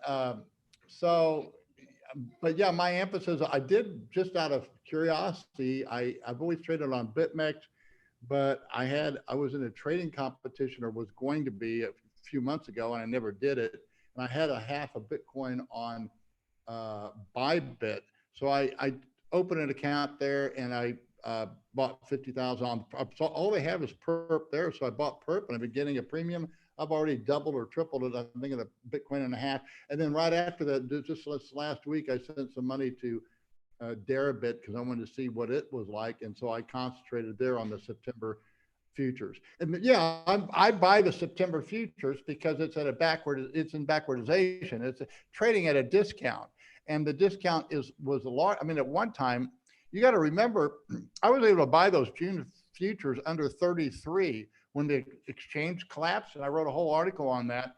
And I was just lucky, but it wasn't luck because I could still play the game. And I outlined exactly what happened. I actually got wrecked at 47, and we went out and came back, but I sent a little bit of Bitcoin on the exchange. It came back at, what's this thing doing at 32 and the spot market's at 50 or something like 45. And so I said, and in the exchange, it was all wrecked and nothing. I was pushing the button, trying to buy it and buy it. And Juan was downstairs here, and he was saying, "Oh, I got some bought." I said, "Well, I'm not getting any bought." And then it shot up from what, 33 or 33 to 50. So he's put in a market order. By the time he sold it, it went all the way back down to 32 again, and I got filled. It was just one of those, but you know, that's what happens. And everybody had just completely got blown away. And there was no buyers left. The sellers were all, the buyers were either blown out, and the people that wanted to buy were already fully committed. And so the only people that were able to take advantage of that is after I got wrecked, I immediately added to my account. And so I you know, like I say, I got lucky. So yeah, and that is to me, we bottomed that thing out down there. I added to it at 44, and I've been adding to it ever since. So I'm long now. I'm not looking, you know, take it one day at a time. But you know, we have a strong close at the end of this week. I'll probably be a seller next week, just because, you know, we're, by every measure, we're still in a downtrend. So I like to sell if we break above the previous week's high. Yeah, I don't know what I'm going to do, but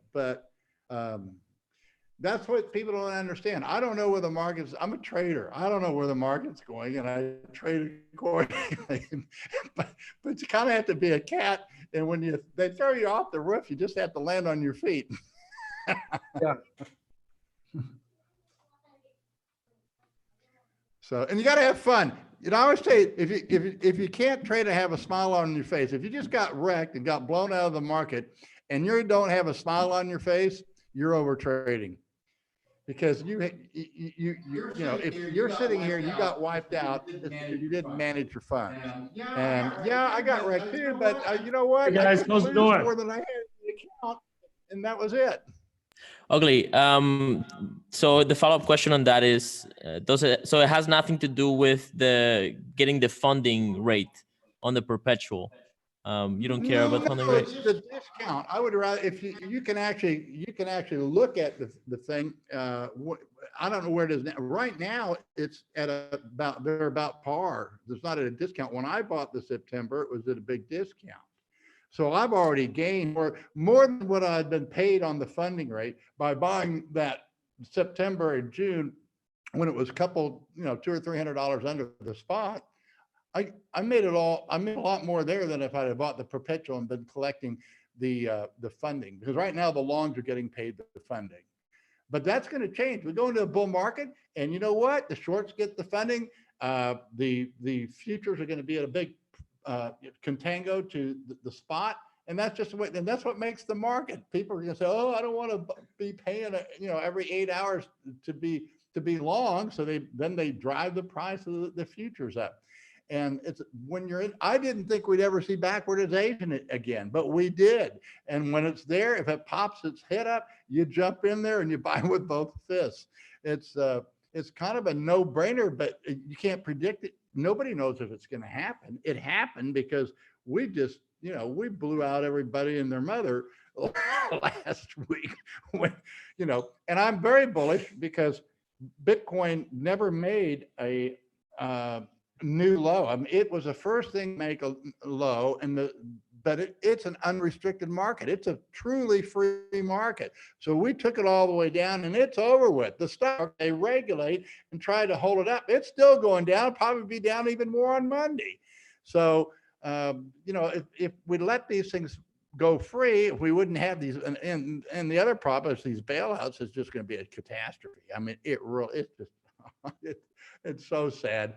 You know, that I took me years to come around to saying, hey, Trump's a pretty good president. And then he pulled this one, and he sold out the entire nation by this thing. If he truly loves America and has balls, he'd veto this bill. But instead, he and Congress are working together to hand out free money, which is just going to be a catastrophe in the long run for everybody. But All right. that's my view. That's why you have Bitcoin. Cool. Well, I don't think we have any more questions here. Any last thoughts? Anything I guess want to end it with, or if you guys can keep going if you want. I think I'm gonna take a break soon, but. I appreciate you guys having me on. Hey, well, let's do it again, because I think people. We'll see. I'll read the comments. How many people were watching this today? How many people did we get? Yeah, I think we got probably peaked at 23 or 24 on YouTube, and then it had like 8 or so on Twitter, maybe a little bit more at times. Well, I'm glad. I'm sure that information that you provided us today, Ty, doesn't get pulled out of you very often, and I really appreciate you sharing it with us. And I think it'll help a lot of people. I really do. I hope that it, inspires people not to give up, no matter how bad it gets in their life. Whether it's this coronavirus, whether they're losing a job, or their business is getting hit by this this economic downturn or whatever. That the thing is, I always tell people, like, no matter what you're stuck in, right? Okay, so if you guys imagine a pyramid, at the bottom are the people that's making $1, losing $1, and as you go up the pyramid, there's less and less people making the big money, and it's simply because, most people won't keep going until they get to that point, right? So most people have experience with making $1, losing $1, right? So if you look at like 7.5 billion people or whatever we have on this earth, right? Pretty much you can safely say that there's over 7 billion people that know what to do with $1, whether to make it or lose it, $1, $10. But if you go up to like $100, that 7 billion people might get cut in half. I don't know what the exact number is, but there's probably only now it's cut down to like 3 billion people that know what to do with $100. And then if you go up to like $10,000, that gets cut down even more. So maybe only millions. It's not even in the billions no more. And if you get up to like $100,000, if you look at the world population, there's only a small number of the population that know what to do with $100,000. Okay. And then when you get to 1 million or 10 million, it's even less. It's a lot less, right? Yeah. And so if wherever you're at, if you're trading like $1,000 portfolio, 5, 10, 100,000, million, 10 million, whatever, just know that whatever problems that you run into, like at the lower levels, like at 1,000, 10,000, 100,000, there's people out there that already figured it out. Go learn it from them. Like when you start getting into the bigger portfolios, you have to look for really specialized people like ourselves that know what to do with a 7, 8, 9 figure portfolio, but most, and this doesn't just apply to trading and investing. It also applies to just whatever you do in life. Like if you're running a small business, you're not getting enough leads, you're not getting enough customers. Somebody out there with a small business like that has already figured it out. Like instead of you trying to figure it out for yourself, like the reason why it took me like 11 years to become a millionaire, and I tell people this all the time, is because I didn't know it and I was trying to figure it out on my own.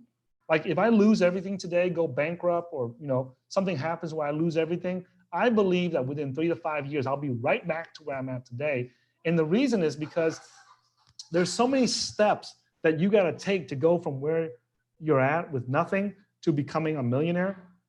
And what happens is the first time you do it, you don't know those steps, right? So you're trying to figure it out each step of the way. Should I do this? Should I not? Oh, this, John said that this sounds good, so let me try it and find it doesn't sound good. Bob said this sounds good. Jeff says this sounds good. Tom says this sounds good. And then you find out. And then by the time you make it, you realize, man, 80 to 90% of that garbage was just garbage. I should not have wasted time doing it. And if I would just focus on this, And it would have been nice if I just focus on this part and run into these people earlier in my life, so I didn't have to waste time focusing on that.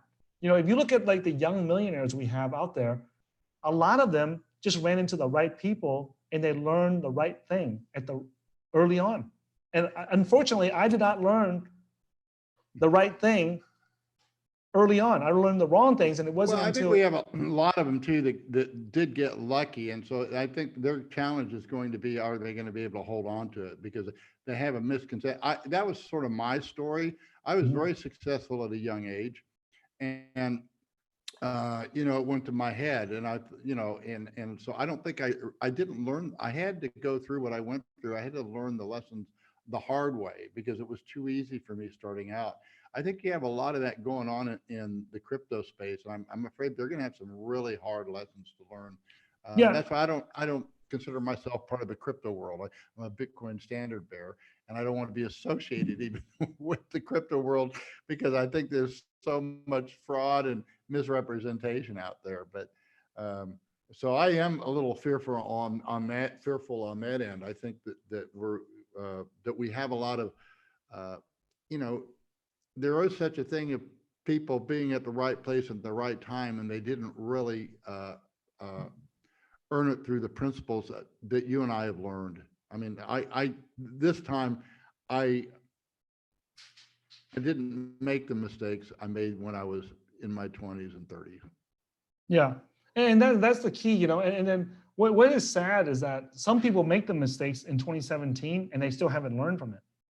They haven't recovered Yes. from it, you know, and No, I know. they're not even making an effort to learn it. You know, that's why, you know, like we had, you know, one of the first things that I always ask people, like we have a trading course called the Cryptocurrency Investing Blueprint on our website at cryptocurrency.market. And one of the first things I always ask people when they enroll into our training program is I always ask them, well, what inspired them to get it? You know, what inspired them to get it? And the one thing that we get that's very common is that people say they don't want to make the same mistakes again. They want to learn from someone that's already done it, made the mistakes, and figured out what is the appropriate action to take or what is the appropriate response to take when this happens in the market. You know, so And and you that's spent a lot. You told me a little bit about your story. I guess you spent a lot of money for training and from mentors to oh teach yeah, you yeah. principles of trading. And so now you're doing the same thing. But I mean, I noticed that your program is not cheap. It's got a No. I mean, $25,000 on price purpose. tag, but Yeah, that's cheap, guys. If it saves you from making a fatal mistake. I did talk to any of the people that have written me, said I completely wiped myself out, lost all of my funds, and you know, because yeah. they I didn't mean, follow sound trading. like our program is for people that are serious. You know what I'm saying? Like we've produced more millionaires than anyone else I know of with our programs. I mean, there's no Yeah. guarantee that if you get into a program that you're going to become a millionaire. But I know that, you know, like I've met lots of traders in my life, and I know that these are not, you know, bullshit because I've seen these people move the coins. You know, Yep. so I know that these people are not bullshitting me. You know, our students are not bullshitting us. They're asking us legitimate, you know, questions, and I know that they have done well. So, you know, that's the thing. You know, here's something about money that your audience needs to know, right? If it's free, they're not going to do it. We've taught Yep. hundreds and hundreds of traders already, and we have never seen a trader that we taught for free do it. Right. No, I agree. Yeah. I agree. I used to do this. I used to generate leads through voice Mhm. broadcasting, and I would generate them and give them. What I learned very early on, you can't give away free leads because Yeah. I remember I generated a bunch of leads, gave them to a gal, said, "Well, work these over the weekend, you know, and you should be able to, you know, to make $1,000." I'd come back on Monday. Well, you know, how'd you do? Oh, something happened. She didn't work any of these leads that I generated for her, and they were Yeah. live leads. As they were coming in, I was auto dialing and doing it. I said, well, why didn't you call me? So I said, I can't believe you did that. So Yeah. that's when I figured out, you know what? And leads don't get worked unless people pay for them. Now, when I Yeah. started charging $10 or $15 a lead, those leads got worked. Yeah. But free leads never get worked. Yeah. So that's okay. Well, I appreciate you guys having me on here, Ugly and Juan. Yeah, that's great. Sure. We'll do it again. I hope, yeah, think about, I'll keep you posted on the summit, because I might be bringing my family too. We might even be able to get the place that we stayed at was a great big like house, and we only had half of it. So, and it wasn't sold out. So maybe your family, we could have one on our family, one, and there's an infinity pool right there. It'd be really relaxing, a lot of fun, good internet. So you don't have, you can run your business right from the, I don't know, but it's not a hotel. It's a like luxury accommodations. I've never been in a place quite as fancy as that place. So it was really a well put together summit, and a lot of interesting people there too. A lot of good stories, a lot of good stories from very successful traders. So and security things. I mean, I talked to a couple of people that, they've been kidnapped and stuff like that. So we need to consider those things too. This is, we are high profile people, particularly since we're on the internet, and we can't be too careful. All right, there's a good comment here. Bread Light says, thanks for sharing your stories this evening. Very entertaining. Take care. Gonna read Victor's Reflections. Yeah, it's a very interesting book too. All right, so long, guys. All right. Let's go. Bitcoin standard. We need to hodl, save, build a. Sound money. All right, so long. Thank you so much, Ty. It was a great show. All right. Want to do Y'all it have a again. good night.